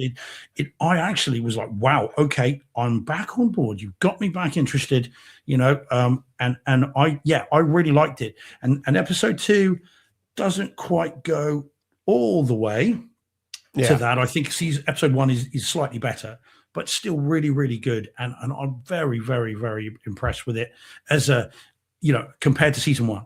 It's not referenced. No one's saying this is a new dawn of streaming for me anyway. No, but it's still very, very good. And so I was impressed. What did you think, Deej? Same thing. It's like I think, have I watched an Apple product recently? I just know coming back to this, I was like, oh my, yeah, this is Apple. This is their attention to detail for quality of picture, quality of sound. Absolutely. There was a sequence I thought in the second episode, I forget what it was, but I thought there was a sequence for audio there. I did really enjoy the bass in this. Like you said, in the first one, very reminiscent of one of the movies where the creature at the time, if you haven't seen it, I don't want to give the creature away or anything like that, because it is a fun ride to go along as they reveal creatures that and creatures actually that are going to be new to you too. So even episode 1, like if you haven't seen it yet, it opens with a really good home theater experience that lasts about 5 minutes. It's extended, isn't it? Yeah, it's good. And is some real good bass. And you'll know what I'm talking about. If you've seen it, you know what I'm talking about. If you haven't seen it, you'll know when you get there. You'll be like, oh my God. Yeah. It's some really nice bass in different aspects of that creature. The other thing I was going to tell you is I really enjoyed the breakdown, like previously on, that last, because there is so much exposition to it that you're like, you need that. I watched it twice. I was like, let me try that again. And it's like, and I really enjoyed the first season, paid attention to everything, but then you come back to it and you're like, oh yeah, okay, here we go. And it leads you right into where they are. I mean, it picks up right then and there, and you move on from there. Really, really good. And I do think it's not reference. It's not a new dawn of streaming, but at the same time, it's only getting better. And it's like, we are going to be talking about, especially here, we'll be talking about how close it's getting to physical, how good it's getting. And it's ridiculous how crisp and clean and the dynamic range in both the audio and the video is in this stuff. It's, really good. The jungle scenes that they show in the flashbacks, when they're in, there's a few particular scenes when they're in the caves, and the detail that you see, which you need to see. There's some detail that you need to see, and it's really, really well done. So, it is. I can't. I mean, I was excited for it. Funny, you got to it before I did. and you weren't excited for it, but then I forgot it was coming. I'd seen the ads, but then you're doing something like, oh, that's now. Okay. I saw you had it done, and I was like, oh yeah, I got to get that in. And like you, I almost did it on the glasses because I wasn't always home. And I'm like, no, I got to do this right. I tried watching it at the house when I was working on it. I have a TV set up and everything. And I was like, I was like, there's a lot of exposition. I'm like, no, I got to do this. I shut it off. Nope. I got to do this in the theater. So yeah, it kicks. It really does. A lot of fun. Yeah. Well, funny enough, so Scruffy saying he's thinking of ordering the X-Real Pros. Talking about the glasses. Yeah. Scruffy, I'm not going to suggest otherwise. I'm still using mine. I was watching something on it earlier today. They are awesome. Yeah. Isn't there a new version? Did they? There's a new X-Real AS1 or something. Still not 4K yet, right? No, but what you've got though, they're just a slightly wider field of view. The three. So the X-Real ones I've got, the X-Real 1 Pro and the X-Real AS, whatever it is, ones. Yeah. Future came out with a new one too. Yeah, they're on the same. Future's got an upgrade that's closer to now. They're closer to being identical to that. It's like they took a couple of those things. There's no mention yet of 4K, but I have to say, what seems very clear. Now, bear in mind that the marketing director of X-Real follows me on Twitter, as do X-Real themselves. So the algorithm sends more of this stuff my way, but it seems to be an area of tech that is snowballing. It's going so fast, and every company in their cat seems to be coming out with new glasses. So we are going to get 4K. It'd be interesting. In the very near future. It won't be long. Yeah, I think. I'm wondering how much you need the 4K even in those, because Bear in mind the size though. Yeah, but see, that's the interesting part, is that I'm not necessarily sure you need the 4K as much as you want the HDR and, the dynamic range, because yes, these are glasses. They're right up against your face. Right. But is the but yet it's a giant screen, but your nose, it's not like, it's hard to describe if you haven't experienced these things, but it's not like your nose is up against the screen. Right. And if you listen to the conversation Jim and I have talking about resolution, it's like he's running 1080p, but where he sits, he's like, you can't tell the difference if it's because he also is running the HDR and everything like that. So he's running, he through his Lumigen, he's running dual projectors. He's got HDR. He's got all of that stuff, but it's in 1080p. Now, as he said, I don't know if he said this on the show or if we talked different privately, but if he sits in his seat to watch a movie, you can't tell the difference of the resolution. If he moves up a few feet, I can tell the difference, but I don't watch movies from there. So you don't need it. And that's why I'm wondering with the glasses, you can't move closer. Yeah. You know what I mean? It's like, do you find watching these glasses that you can't see pixels? It's not like you can tell the resolution. So I'm wondering if it's the 4K is a bigger deal, or if they're going to come out with 4K with HDR and that will be the bigger deal. I think, do you know what? I think they'll come out with 4K because of nothing else. It's the brand recognition. Oh, these are 4K. Absolutely. That's why I'm having, so I think that's what they'll do. But I think there will be a difference. I think, bear in mind that it's going to be, the image is being blown up. I think it will be sharper. I mean, HDR, of course, will look amazing anyway, but I think it will be sharper. I think they will go to that sooner or later, or there's going to be a different display tech, but because they're using OLEDs at the moment. But I think that's what it seems to be. That's almost inexorably where it's moving, because that's an easy sell, isn't it? Yeah, X-Real contacts. Scrub, you can get separate lenses for these if you do need glasses. So if you need contacts, you can get them. But I think that it's about the marketing. It's the easier sell. These aren't 1080p. These are 4K glasses. They themselves, don't they? But yeah, just answering a couple of things in the chat. So Scruffy, I've got the X-Real ones. That's what I've got. The Pros weren't out when I bought mine. I wasn't going to wait. I got impatient. Yeah. And then Michael just saying, curious about what gear you guys are using. Well, so there's a couple for me anyway. Obviously, Deej has been through it recently. Yeah. So you want to go back to, go to the website, go to home theaters, go to the first one, which was Cinema George. you'll see what gear I'm using. Still using mostly the same gear. Get updated since then. And also, and also home theater tours on YouTube. Yeah, we did that one there for your theater. It's upgraded a bit since then, but generally the same.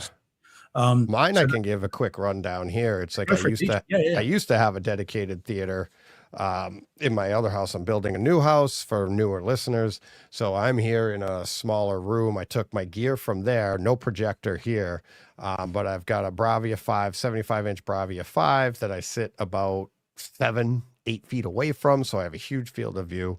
I have my older gear here. I got Kaleidoscape, Denon, forget what model it was, but it's Atmos DTSX, all that. And I got a Panasonic 820, Kaleidoscape, and what else? Anything else? SVS all around, but it's the SVS. What were they? The Pinnacles back then? The top before the newer ones. So I got SVS across the front. SVS. I put a smaller SVS subwoofer in here, the 1000 SB sealed. So I got that in the front, and that kicks in this room. But Atmos with SVS elevations, that's the only new thing here that I had to get, because all my other speakers are, that's just,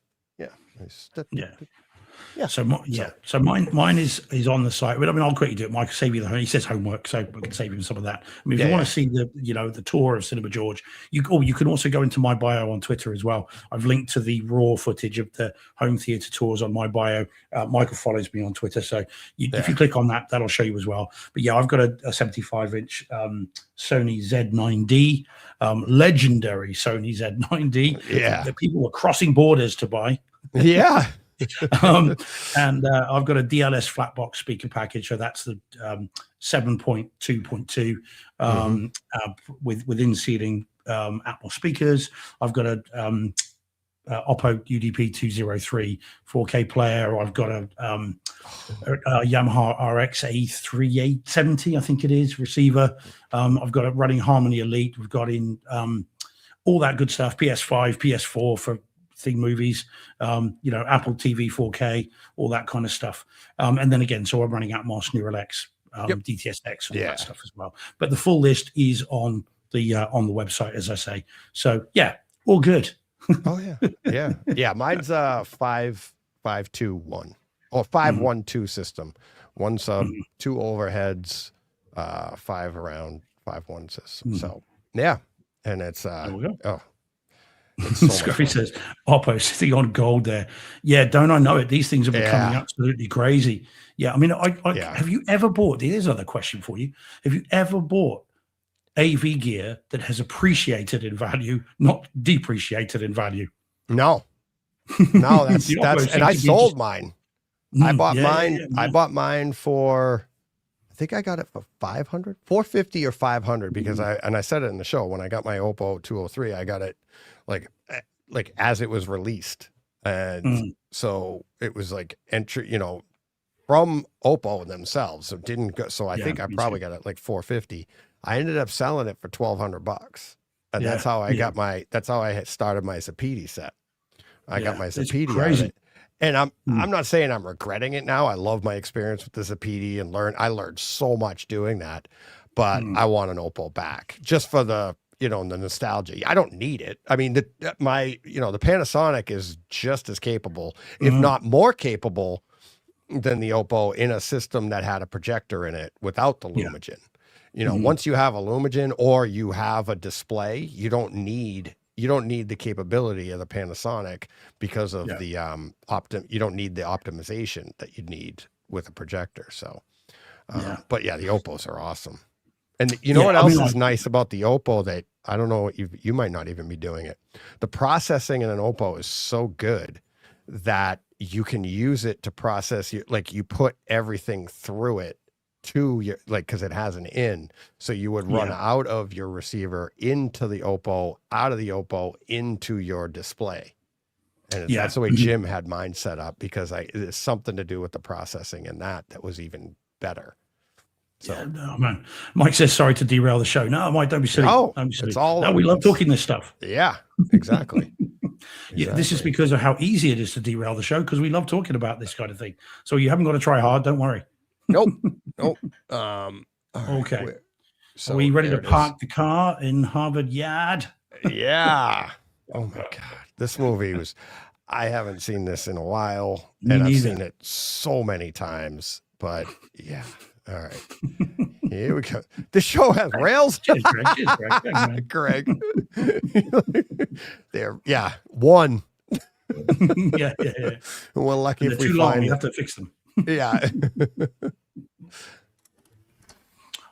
All All right, right. did you do this? Because you can say it properly. I can't say it correctly. Oh, There's my only one way to God. say this, and that's with an This accent. is well, you watched it in what you saw it in a 1080p, correct? Yes, I did. Yeah. So yeah. I And have PCM. 4K. Yep, 4K. I believe it might be Dolby Vision, but let's get to the title, The Departed. There you go. Yep, Yeah, so you The can't- Departed. doesn't sound the same when I say The Departed. Yeah, Leonardo DiCaprio, Jack Nicholson, Matt Yeah. Damon, what's this? Alec Baldwin, Marky So- Mark. Marky Mark. His brother's in it too. Is he? Yes. Yes. Mm. He was so there's one particular scene he comes in, they're in the meeting room, and when Mark Wahlberg's character is in there with Alec Baldwin and they're talking to they're meeting with everybody, and somebody comes in with a report, and I swear it's I didn't look it up, but I think it's his brother. I think it's Donnie. Not Donnie. Is it Donnie? Really? Yeah, Donnie. I think okay. it's Donnie. I kept looking for it, but he walks in with a file and he hands them to it. Like he has a line or something. He says something as it goes through. But yeah, I'm pretty sure do that's you reckon him. it's? Then I can say I've been directed by Marty Scorsese. Do you Oh, reckon that's yeah. what it is? It's like I don't care. Oh, they're all I'll trying to do get in on anything. it. Yeah. Yeah. It was. Yeah. This. So yeah, 2006. This movie, and Yeah. what's interesting with so you that's the 4K version. It is out on 4K disc in the US. It's and by the way, anyone that is thinking of importing it, and I am, it's like $11 on Amazon. It's really cheap. So I am gonna order it. But the reason, just in case anyone is wondering why now, I did a little mini Jack Nicholson season just in Cinema George. I started with One Flew Over the Cuckoo's Nest. Yeah. Then I did I'm trying to think of the next one now. Oh yeah, then I did Batman. And then I also did this one and Chinatown. And I'll review these in the weeks ahead. There's no rush for these, but that's so The Departed was kind of the one I thought, well, that'll do, rather than A Few Good Men, which I love, but I've seen many times. We and actually this is should have the- saved this for next week with St. Patrick's Day. Yeah, true. Yeah. Now that I think of it, Yes. because there's a lot of oh my God, there's so many like Irish Oh yeah, jokes and digs Yeah. and like history, and I'm like, well, that explains a lot because I'm Irish, and it's like there's so many lines in this, and I'm like, yep, it's So this DVD, this Blu-ray that I watched it on, you can see from the picture that I put up there how old this Blu-ray is. This is like the 2007 Blu-ray. Yeah. This is when I think Warner's were doing both HD DVD and Blu-ray, and I think it was. I couldn't They swear do to God, I mention think it that. is. Yeah, so you could tell. I mean, that is the menu, and you Yeah. only get that come up by pressing the menu button. Otherwise, it goes straight into the movie. And trying to change the audio is a nightmare on it. There is no set menu for it. You've got to do it with the remote. You know, it's kind of crazy. It just shows how messed up it was when they first started doing these discs. So it's only PCM 5.1, although my system up mixes that to Dolby Surround, and it is only 1080p. But I had forgotten just how good a movie this is. I literally put it on because it's Jack Nicholson, mini Jack Nicholson season. Thought, well, I'll give it another go, and forgot how much I enjoyed it. And it was great. I mean, I'd forgotten how bloodthirsty it is as well. I mean, just the amount of people getting offed in this is incredible. I'm aware Sophia's in the chat. Hi, Sophia. So being a bit careful, but the amount of people that get offed in the I was going to say in the chat. The amount of people that get offed in this movie. I mean, it's a really graphic, really violent. This, I think, is Marty's most violent movie to this point. I mean, it's way worse than Casino or Goodfellas or anything. I mean, it's a really dark movie. Yeah. So I'd forgotten how good it was, and I really did enjoy it. And I am going to import the disc, especially for $11. It's got a crazy not to. So it's good. Now I'll deal with mine because you've seen the 4K one, so I'll quickly do the video and audio of mine. So I turned it on when I first put it on. I thought, okay, this is a movie from 2007 or a disc from 2007. It's an old encode, not great. For about the first 5 minutes, which is generally the credits, once that ended, and I think perhaps my eyes adjusted a bit, I actually thought even the Blu-ray looks very decent indeed. Flash tones are good. There is detail. There's not a lot of crush. There's lots of stuff in the background that you can see. I thought it looked okay, sounded good. It's not a bust by any means. Not up to the standards of a new 4K version, but still very good. And so I do recommend, if you've got the Blu-ray of this already, and most people listening to this probably have, if you haven't already upgraded, dig it out and have another watch. I think you'd be pleasantly surprised. Having said that, I'm going to get the 4K disc, but still, it was very good. This is one I've had in my collection. I've had it on the Kaleidoscape for a bit, and it came out with Dolby Vision. It got upgraded to Dolby Vision recently. So obviously I got that. And yeah, it is. I haven't seen the Blu-ray version. I own it somewhere. It's with my collection. But yeah, this is, and again, I said I haven't seen it in a while, so I can't really say, oh, it's night and day better, but I just know how good everything looks, how good their faces look.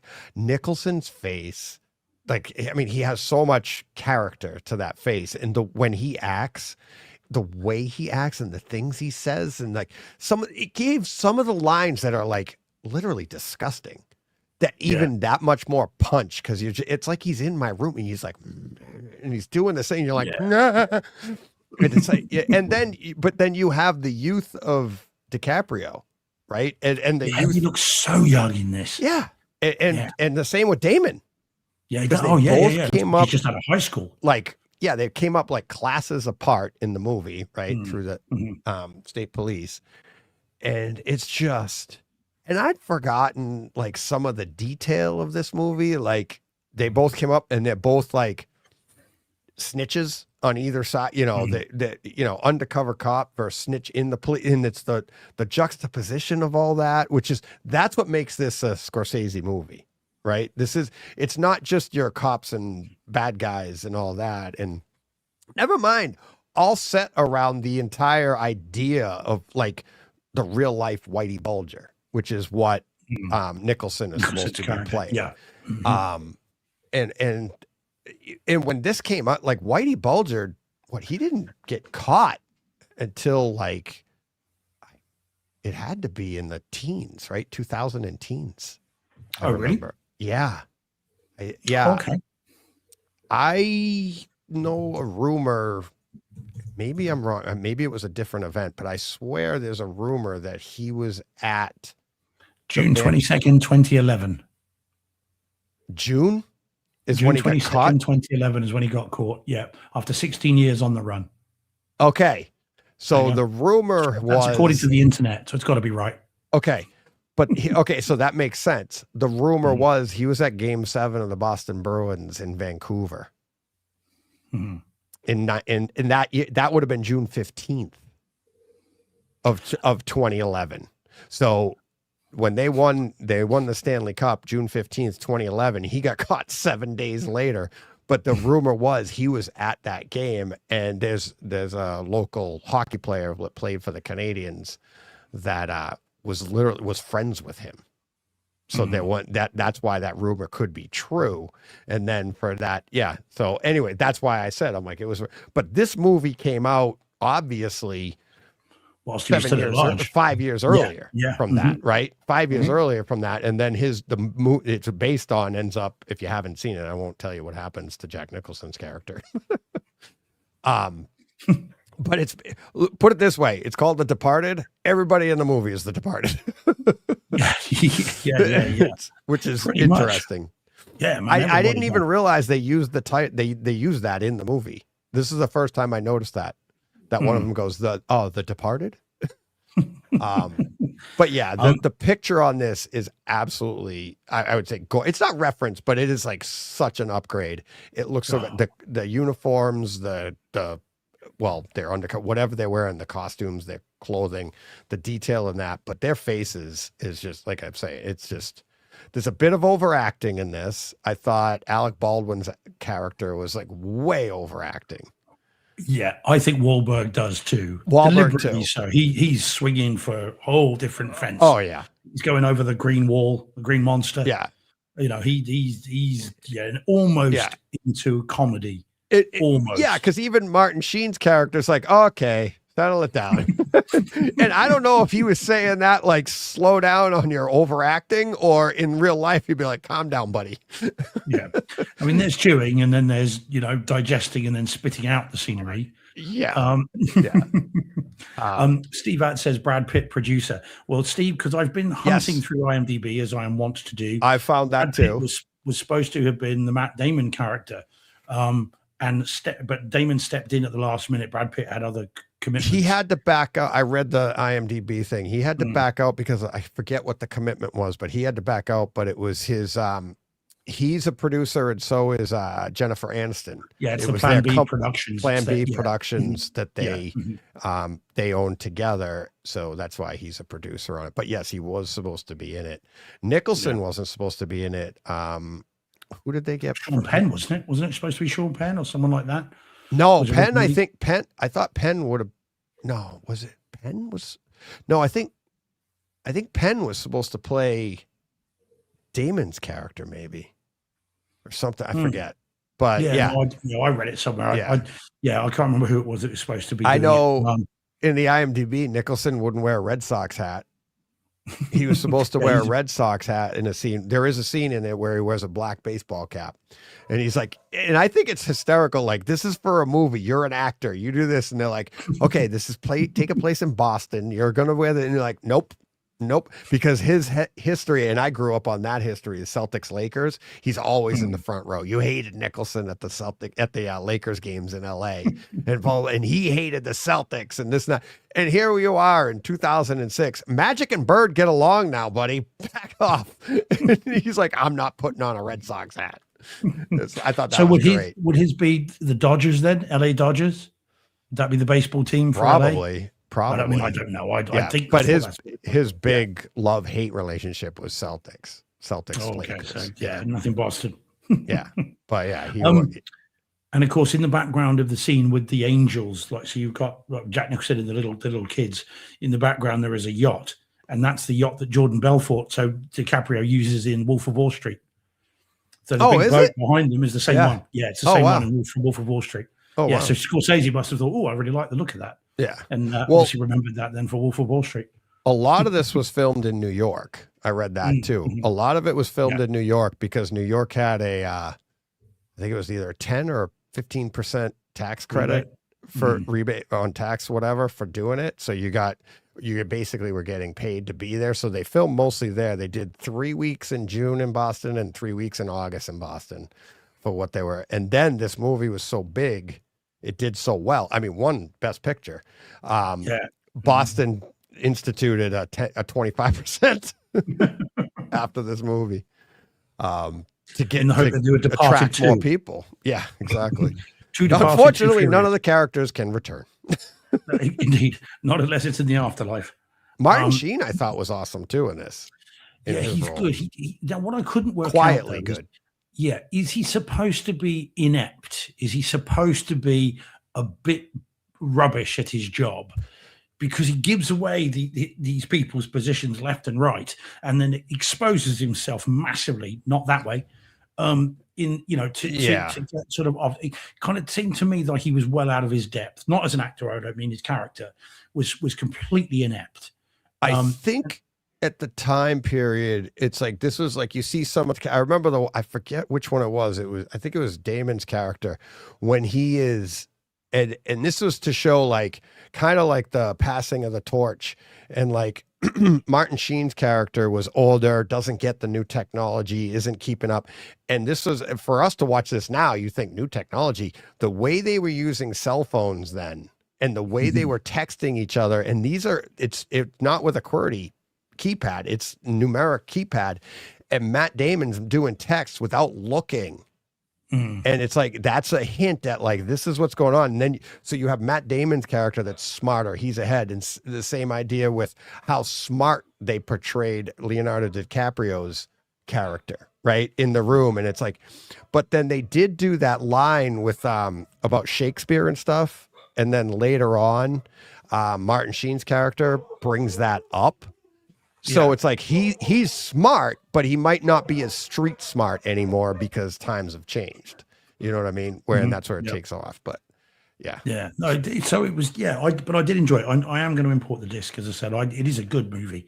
I think it's kind of been forgotten amongst Scorsese's, oeuvre, as it were. Yeah, I think people kind of forgotten it, and wrongly so, because it's really good. Yeah, people remember Casino and Goodfellas and Wolf of Wall Street and The Irishman and all that. This just seems to have kind of just faded a bit into the background because it's just not got De Niro in it and it's not got Joe Pesci in it. But it doesn't mean it's not really good. It's exactly it's Best Picture nomination. Wins. Don says so. Wahlberg was nominated for supporting actor. There you go. I mean, yeah. So there we go. Yeah, for his overacting. It's very much so. Some of the Boston accents, a lot of people would say is not accurate. It's too much, but there is legit. There is legit people around. You can run into them here, and like in Dorchester and Southie. Yeah, which is that's where Whitey Bulger was from, Southie. They're all from South Boston, Quincy and Chelsea. Well, that's the Irish, Irish, and then the Italian that's North End, and then obviously as they depicted here out of Providence, which is factual, supposedly. Still going on. If you get chance, anyone that goes onto Twitter or YouTube, Matt Damon has got a very interesting story about Nicholson and Ray Winston shooting the scene of the woman at the beginning getting shot, and Nicholson coming up with all kinds of suggestions and lines for what he could say. It's a really cool clip. Most people would have seen it, I'm sure. But if you haven't, it's worth looking up because it's the stuff he was coming out with. You could end the scene there, or right, and you're like, cool. What is in your head? Highly recommend it at 4K. Grab it, absolutely. I think it's especially at award season, this is definitely one. It's got the awards. It's a great movie. Well, for $11 as well on Amazon. Yeah, it's a steal. They're paying you pretty much. It's very, very good. Yeah, absolutely. All right, all-righty. Let's do this. The time is flying. Quite well. Yeah, because we're not even gonna. We're gonna have to end on the. On the one we're going to end on. We're not even going to get to the other one there that we were talking I know. So apologies to Dom, because I did suggest to him earlier that there was a reference disc that I saw this week. Well, it's a good tease for next week. We'll definitely have that reference. There's a reference up for potentially home theater. Gotta be close. Home theater experience of the year. Yeah. Oh, yeah. We'll do that next week then, peeps. No spoilers from us. But in the meantime, we have this little gem. It's a little something. I'll let you introduce it because you love it. Oh, do I have to? Oh, go on then. Yes. So this then, war, what is it good for? Absolutely not much, as it turns out. God. So this is then War Machine. Not that one, Marvel fans. War Machine on Netflix, which dropped on Friday or Thursday for one of the 2 days. Yeah. Anyway, and this is with our friend Alan Ritchson, and it's on Netflix, 4K, Dolby Atmos, Dolby Vision, I think, Vision Atmos, all the Dolbys, as John says. Yeah. And so this dropped end of last week, and no spoilers, don't worry, Rach, we won't spoil it. And I had been looking forward to it with significant reservations and trepidation just based on the trailers. And so but having said that, as soon as it dropped, the same day that it dropped, I watched it immediately. So the story is, well, if you've seen Predator, anyway, the story is, essentially, you can read it off the thing. It's like, there we go. let me see, what's it say? Yeah. Your description says an Army Ranger candidate and his team encounter an otherworldly killing machine in this action movie starring Alan Ritchson and Dennis Quaid. And then mine says, the one Netflix over here says, during a training exercise, an Army Ranger candidate starring Alan Ritchson must take command when an unearthly killing machine targets his unit. When you say targets his unit, anyway, sorry, right? Let's. I don't think that's His a yardstick? euphemism, but it might be. There you go. His katana. Yes.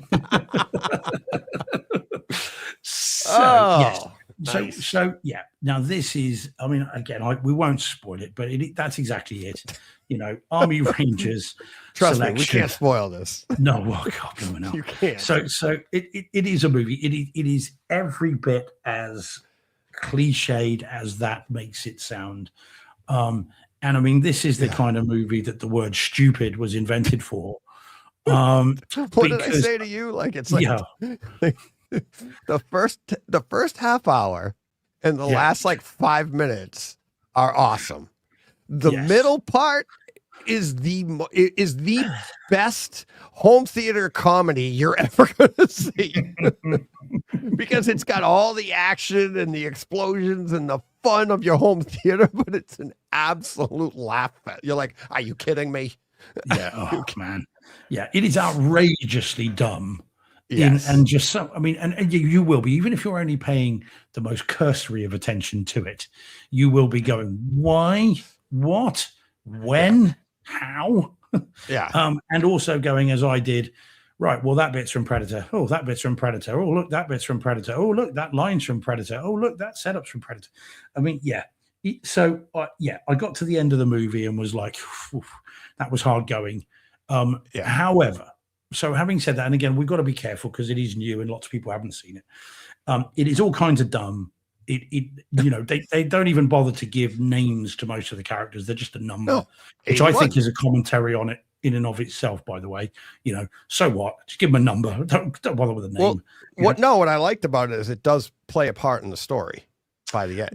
You know what I mean? And it's like, it's not about, and again, it's like part of the story is like, it's not about the people. It's not about, it's them. Yeah. Like, it's about the unit. It's about this. It's about that. It's like, there is that's what I liked about like the first half and everything. And it does play through the movie. No, you've seen that one, Rachel. It's like, you definitely should see it as a home theater movie. But it's the, I don't know, it's just the ridiculousness of it is a little too much. But the human side of it, I think there is a story there that you wish maybe there's so much of, there could have been such a better movie made with it. They did so good at developing the character, developing him and the story. And you see it coming in that first half hour and you're like, oh God, they're not going to do this, are they? There they go. They did it. Yep. Although I did like the Reacher crossover at the beginning, I must admit. That's quite good. There was a clear Reacher crossover. There is a person at the beginning who was in Reacher. Yeah. You get a little Reacher crossover. Yeah. Yes. Yeah. They were both in different. Yeah. Yes. Versions of Reacher. So that was quite fun. Absolutely. Yeah. I actually think Alan Ritchson is miscast in this. I actually think he's wrong for this. I don't think he really. He's definitely not Ranger. He's like from the people I've talked to that either were Rangers or SEALs or people that knew them. Everybody has described to me that's not what they look like. No, quite. Yeah, indeed. But also, I don't think he carries off the emotional heft either. I think he's a good actor. He's done some great stuff. He's great in Reacher, and he was great in like Teen Titans or whatever it was. Titans. He was good in that as well. Yes. And he is a capable and very good actor, but I don't think he ever nails whatever they're going for with this character. I don't think he ever nails it. He's always it just doesn't sell it for me. I wonder if they're trying to go with Schwarzenegger. Is he going to be the new Schwarzenegger? Is that what they're trying to say? But he doesn't. But the Schwarzenegger in Predator does not stand out. He is deliberate. You know, when you've got Billy, you know, Sonny Badham, and you've got Jesse Ventura and Bill Duke, Carl Weathers, they're all beefcake, massive guys. Yeah. He's ginormous, and everybody else is kind of normal sized, and so he stands out in the wrong way. And so I just think, like I said, as much as I like him, I think he was miscast in this. No, I think there are, in fact, and the other thing is, I thought 5 years ago, those roles that we just talked about with the Reacher two would have been reversed. Richard would have been what happened. And the other guy, because he's not there in the credits, so I'm not going to spoil it. Correct. Yeah. Would have been the lead, and I actually think he would have made a better lead in terms of this. I like now. I'm going to push back and say I think based off of everything you're saying, I think he was perfectly cast. Oh, okay. Okay, because everything that you said, like even before you mentioned Schwarzenegger, I was thinking like, in this movie, he acts a lot like a Terminator, right? Like he says nothing through the movie. Mm-hmm. He just sits by himself. That's his character. His character is quiet. His character is that there's a part towards the middle of the movie where he's supposed to speak and he has a hard time speaking, but that's his character. And it's like, now that like Alan Ritchson, his acting ability is that, like he doesn't have a hard time speaking, but he's acting like he does. And in that particular scene that I'm thinking of, it's like he's a bad actor because he's like, I think we should do this, and we all. Now I'm dumbing it down because I don't want to spoil anything, but he's like he does not speak well to the group. And then you also mentioned Predator and like Schwarzenegger, and they're all big. Well, he's big in this. They never really show him off. He doesn't. I don't think they showed him without his shirt on ever. Right? He's just a giant guy, but they don't use his stature like they do in Reacher, right? Yeah. But what they do is he's experienced, he's older, and this is the movie, the human side of this movie is about the team isn't cohesive. It isn't together. This is a training exercise gone bad. In Predator, all those guys are established.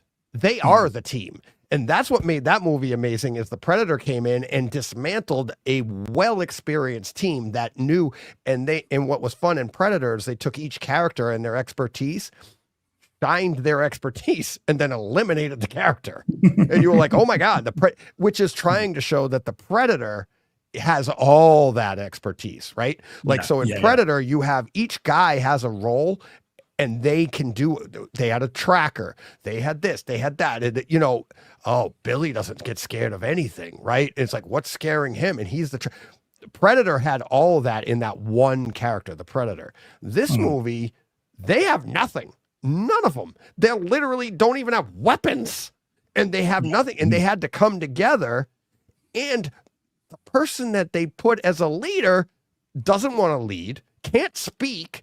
They took everything away from the Predator team and put them in that situation, and to your point of like Richardson, it's like, I think that's why he was perfectly cast. Cause you'd think, look at the size of him, look at him. He's experienced. He's this, that, the role. And you'd be like, nope, he's going to be useless because he's not meshing, but that's the story. Now, that's why I said this movie is decent like that, but it's like the situations they put him in. You're like, oh, come on. I don't. Again, the reason I don't think I think he's miscast is I mean, look, we'd have to speak to the writers if there is one. Maybe this was AI. Who knows? Right? Makes you wonder.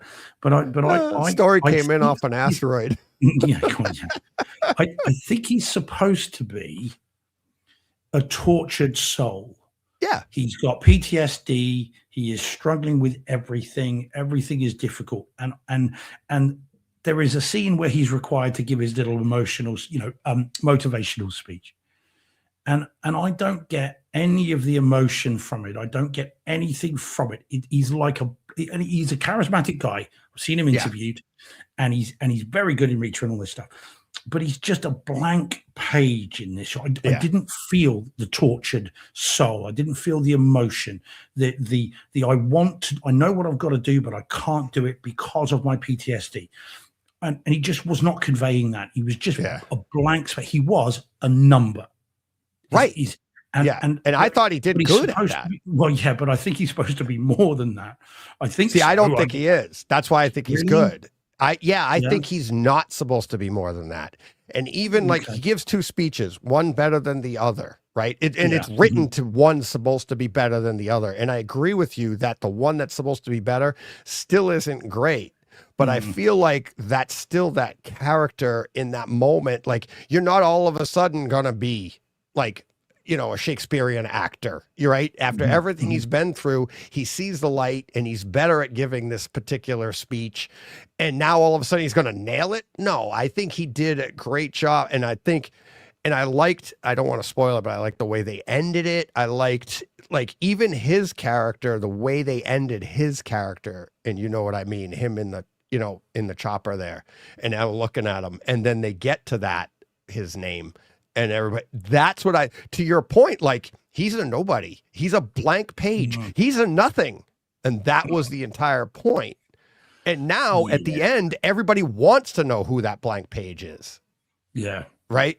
That's what I thought was interesting. It's funny. I think we're both saying the same things. You just think it could have been better. I think he nails it, which is weird. Well, we're both on opposite ends. Well, they went to the extent of trying to give him a backstory to explain why he is the way he is, but then I didn't get that informed who he is. I just got the same kind of blank page stoicism that I don't get.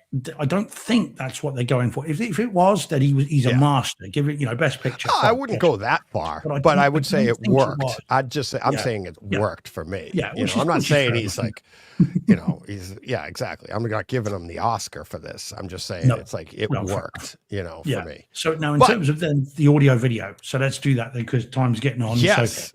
So now, video, it's Netflix, so they know how to shoot. Yeah. And I think it looks great. I mean, I think that the standout for me here over and above the detail levels are the primary colors, your reds and your blues. For those that will have seen it, you'll know what I'm talking about. Yeah. They really do pop. I mean, it's ridiculous, by the way. Again, none of that makes any sense, but it does pop. So for home theater, then it looks great. I mean, the red and the blue and the light and the dark and the way that it interplays is great. Yeah. There's a lot of detail in that. The squirrelies as it fades, which is weird. I don't know how that works. Once it like goes, whatever. Yeah, I think it's just supposed to look cool. Yeah, and it did. It really did. It's like I mean, like you said, it's like the picture quality on this it's got all the Dolbys, and the Dolby Vision on this looks really, the 4K HDR looks really, really good. And there are a lot of dark scenes. There's some jungle scenes. There's some water scenes. There's really, really nice stuff that really shows off your display. So, I mean, this is a definite, like, again, that's what we said to John, like, leave your brain at the door. And it's like, you know, but you do want to experience it. And the audio too. I thought there was really good bass in this. Nice explosions. Nice. Not always. It's not terribly consistent bass, but there are some great bass in it. And they use it in the background. They use it at, like, there's some, like, obviously approaching, you know, threats you can hear. The water scene in particular, there's some good bass, and there's a waterfall in the movie.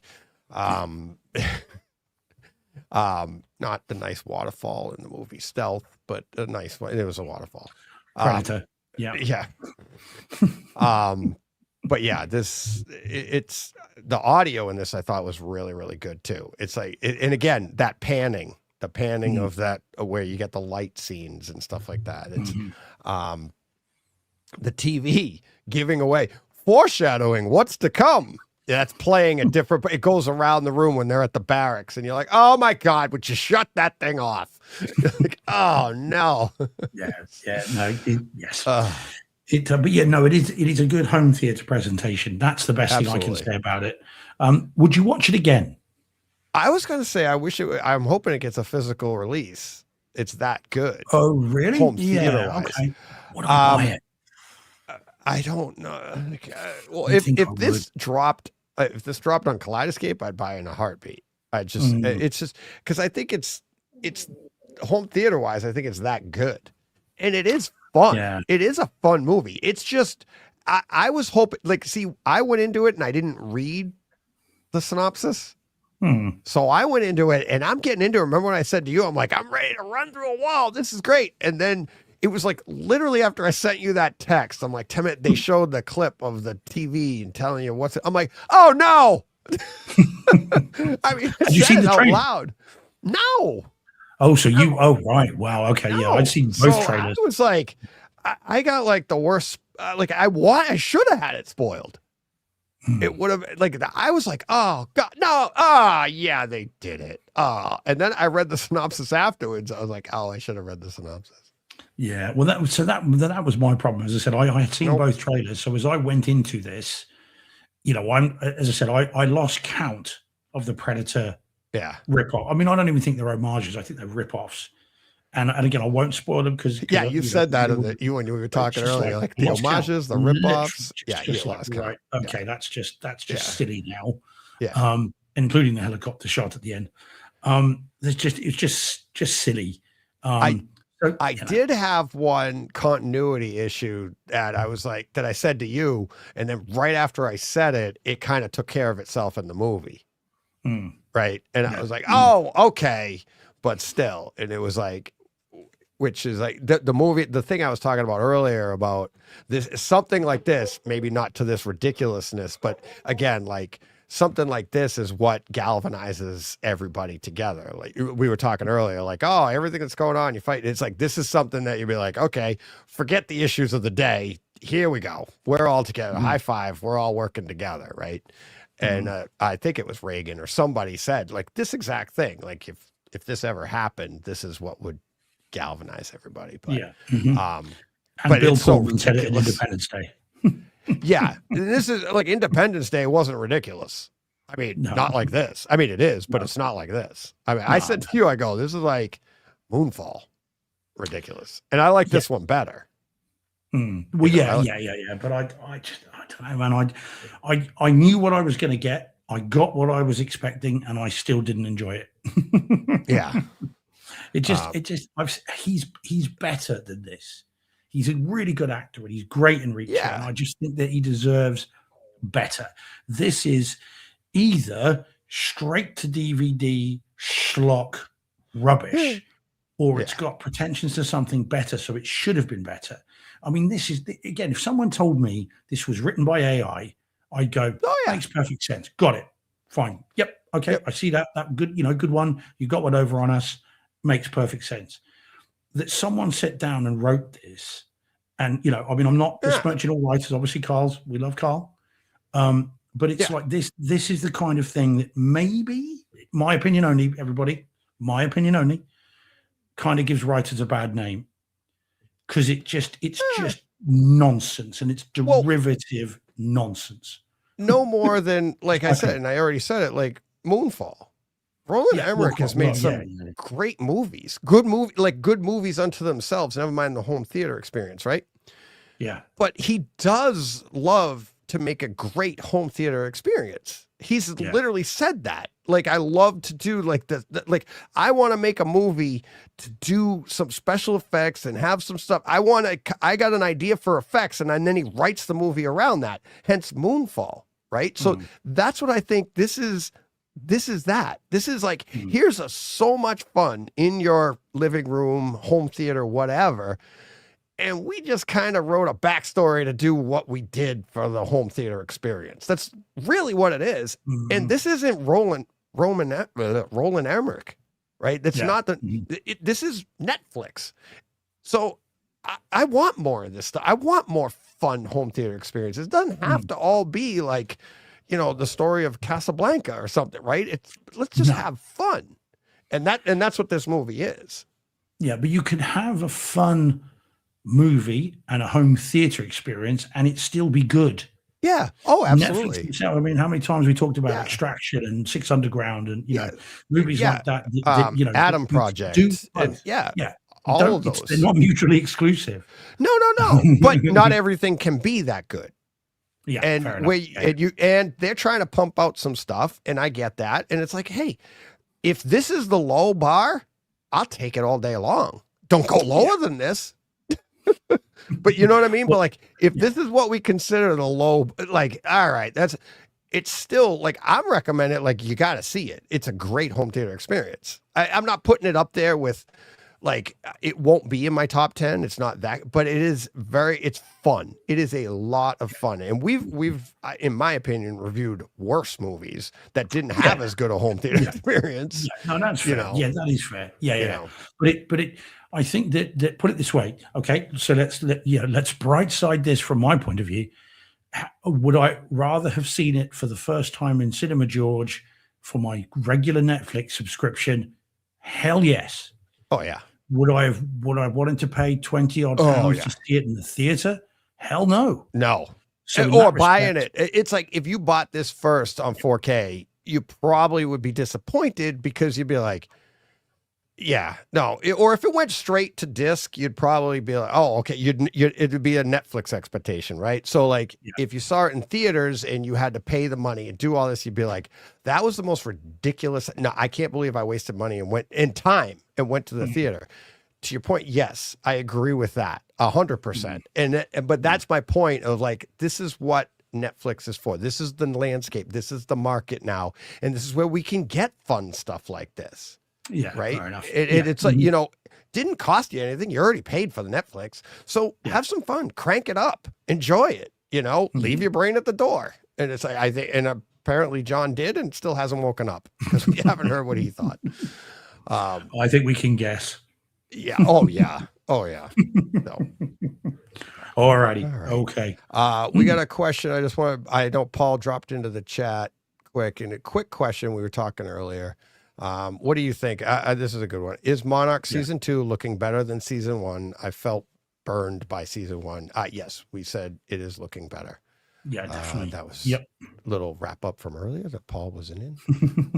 And it looks like Paul came in and like right around like the last, like 6 o'clock for me. So at the end, he come in and out. So Paul did the typical, like, I'm going to come in an hour late. That's when they get to the experiences. And we're like, you're an hour late. You're an hour short. So, can I just quickly show off briefly? Absolutely. So Old School Kung Fu Film says, I miss home cinema choice. So do I. But can I just say, Old School Kung Fu Films? I am a home cinema choice Hall of Famer. Just saying. Just saying. Yep. Yeah. Hey, I mean, that's what got you hired here. Yeah. Was it? Oh, okay. I thought it was my winning personality. Oh, yeah, of course it was, because you weren't Hall of Famer at that point. Hall of Famer at that point. No, I saw the greatness in you. Yeah, that's it. You spotted my talent. Could have been a contender. Yeah. So, all right, that will do for. We ran late. Ran out of time. Excited, man. Yeah. So, all right, that will do it. Rate, review, and subscribe. Not John. He's already done it. So rate, review, and subscribe on your favorite platform. And I'm looking out on Apple, see if anybody pops in there. And I haven't seen it. I saw John's. But if anybody does any other reviews anywhere else, let me know. So, I mean, that's how we get the word out. And if you'd like to support the show monetarily, patreon.com/Brightside Home Theater, as little as $1 a month. We could retire if everybody listening to us right now gave $1 a month. We could retire and do this full time. And you'd have to listen to us talk every day. Can you imagine that? I'd imagine getting up, watching movies, and then coming and sitting down and watching and just doing this. Sold. Oh my God. Okie dokie. I don't think anybody wants us to do it. They'd be too jealous. I'm not paying for that. Judgmental. Yeah, exactly. So, all right. Thanks, everybody. We will be back next week. Until then, you know what you got to do. Go push play. What he said. That's right.